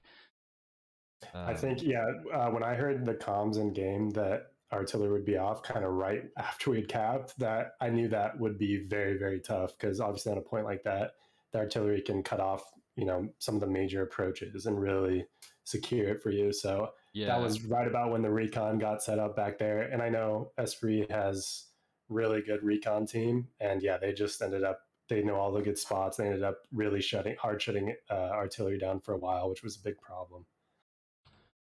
yeah, for sure. I mean, were your guys, because their artillery was kind of online at that point, were your guys struggling with their defenses and artillery, or?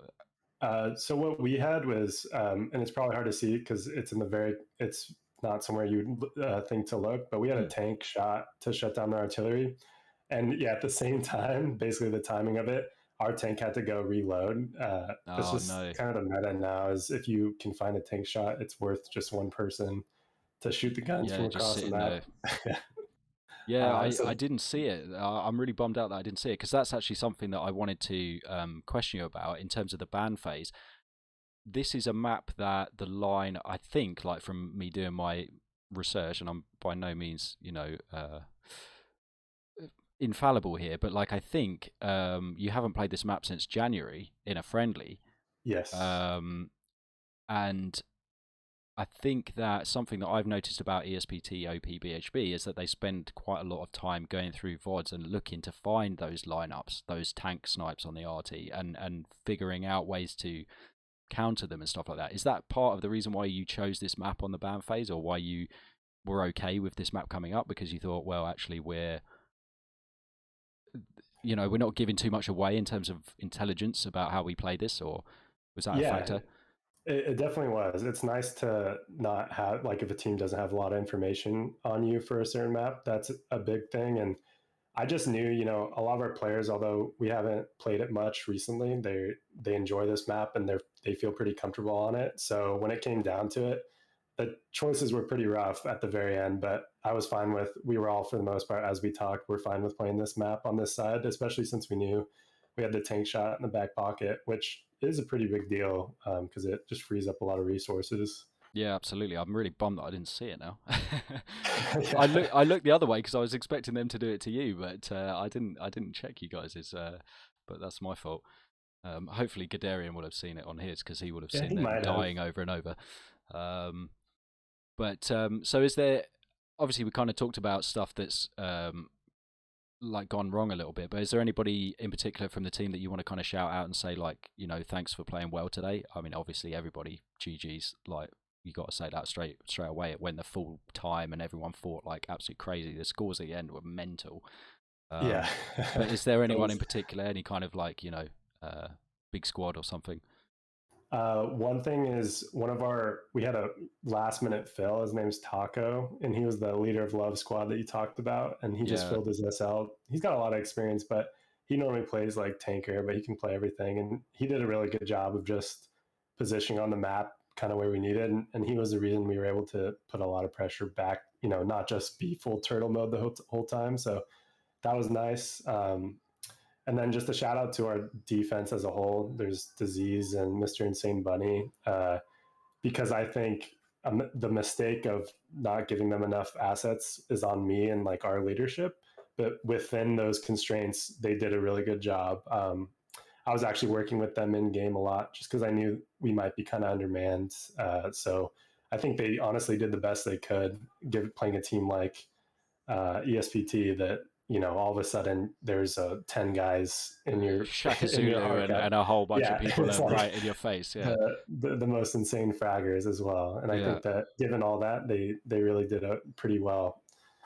Yeah, well, fantastic. I mean, that's something that I definitely noticed, and it's interesting you say about Taco because if you watch this stream back, like you'll see, he's like up in the mix all the Yeah, yeah, time, literally the whole game. So, um, yeah, my massive respect there, and like I say, I mean, hats off to anyone who can do that in defense, and yeah, like they weathered quite the storm today.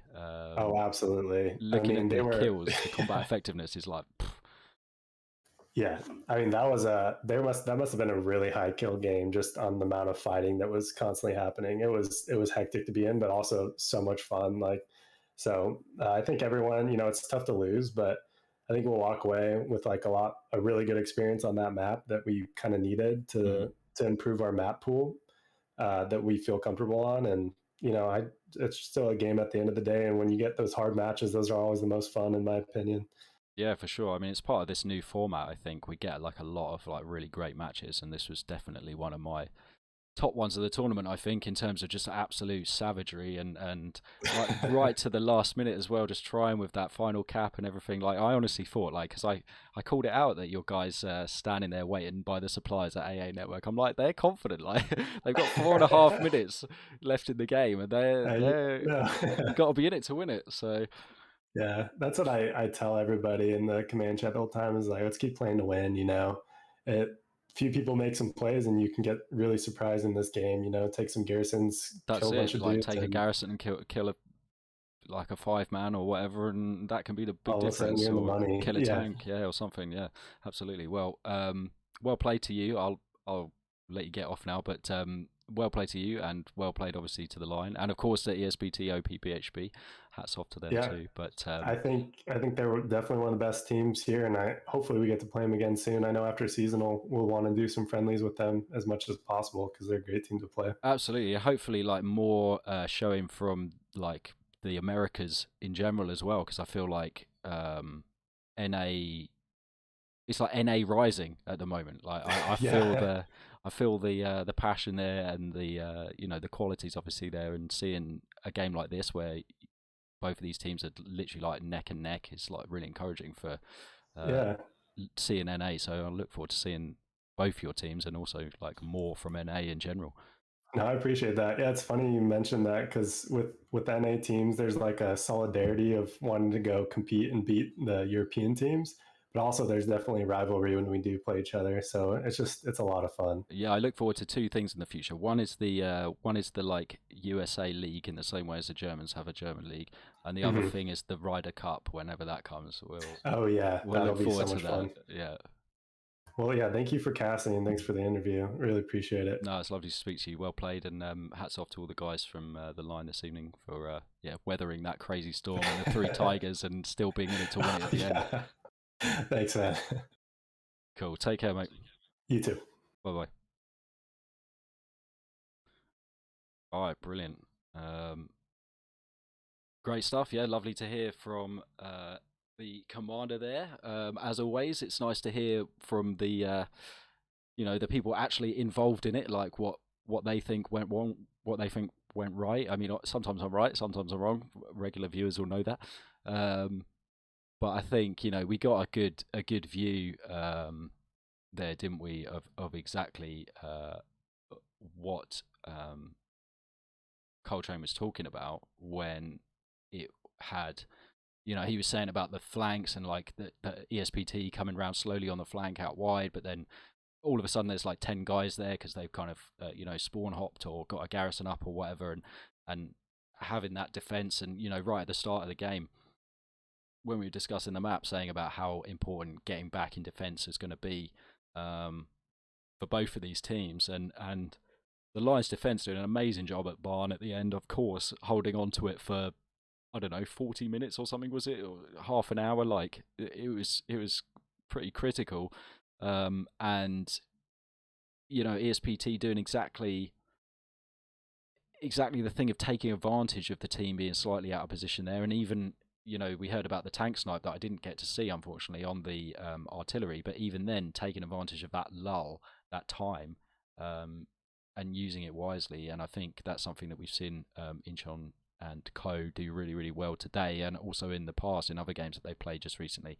And they're a really exciting team to watch and to follow, because I think the only way is up for them.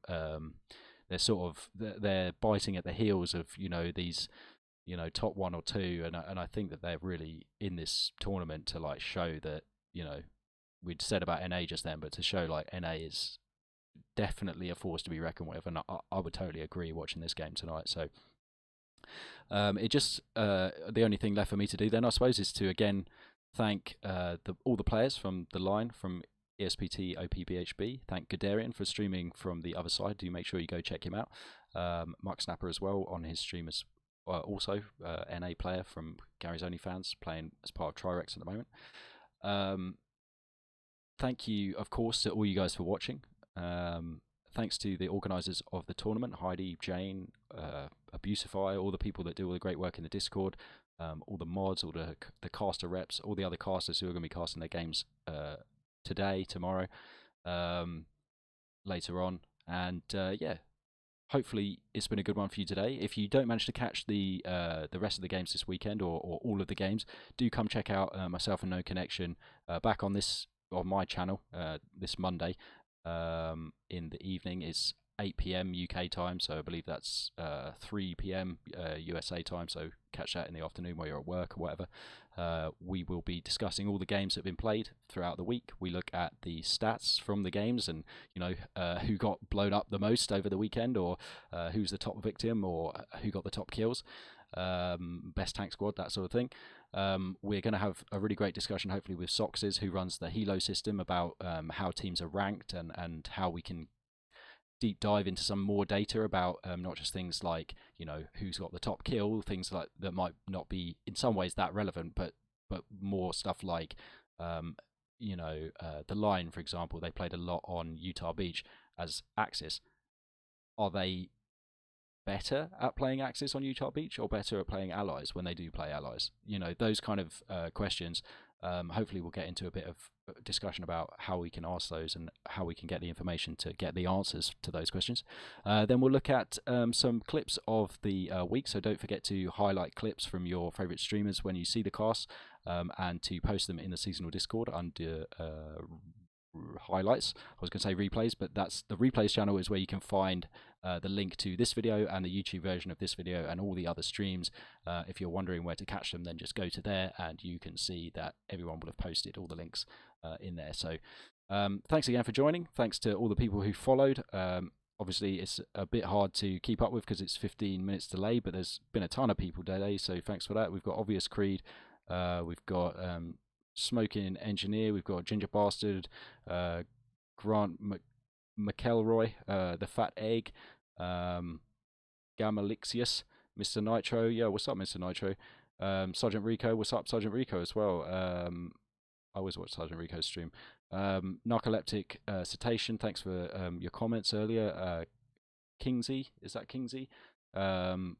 Ghost of Ghost of Vienna. God, I can't read. ESPT. Captain Ducky, Dupree, Southpaw the Lionheart, Pizza 4Cat, Denim Chicken, I'm the Goodist, Zamoffat, Benny Blanco, Booty Butter, what a great name, and Lost That Loving Feeling. Thank you very much, guys, for the follows, and thanks for watching, thanks for interacting in the chat. Nice to see you, Salvo and Quicknicks as well, and I will go raid somebody else at the end of the stream here, but thank you for joining, and catch you on the next one, or on Monday, or on Tuesday for Squad Line Battle if you watch that. So take care, guys. Goodbye.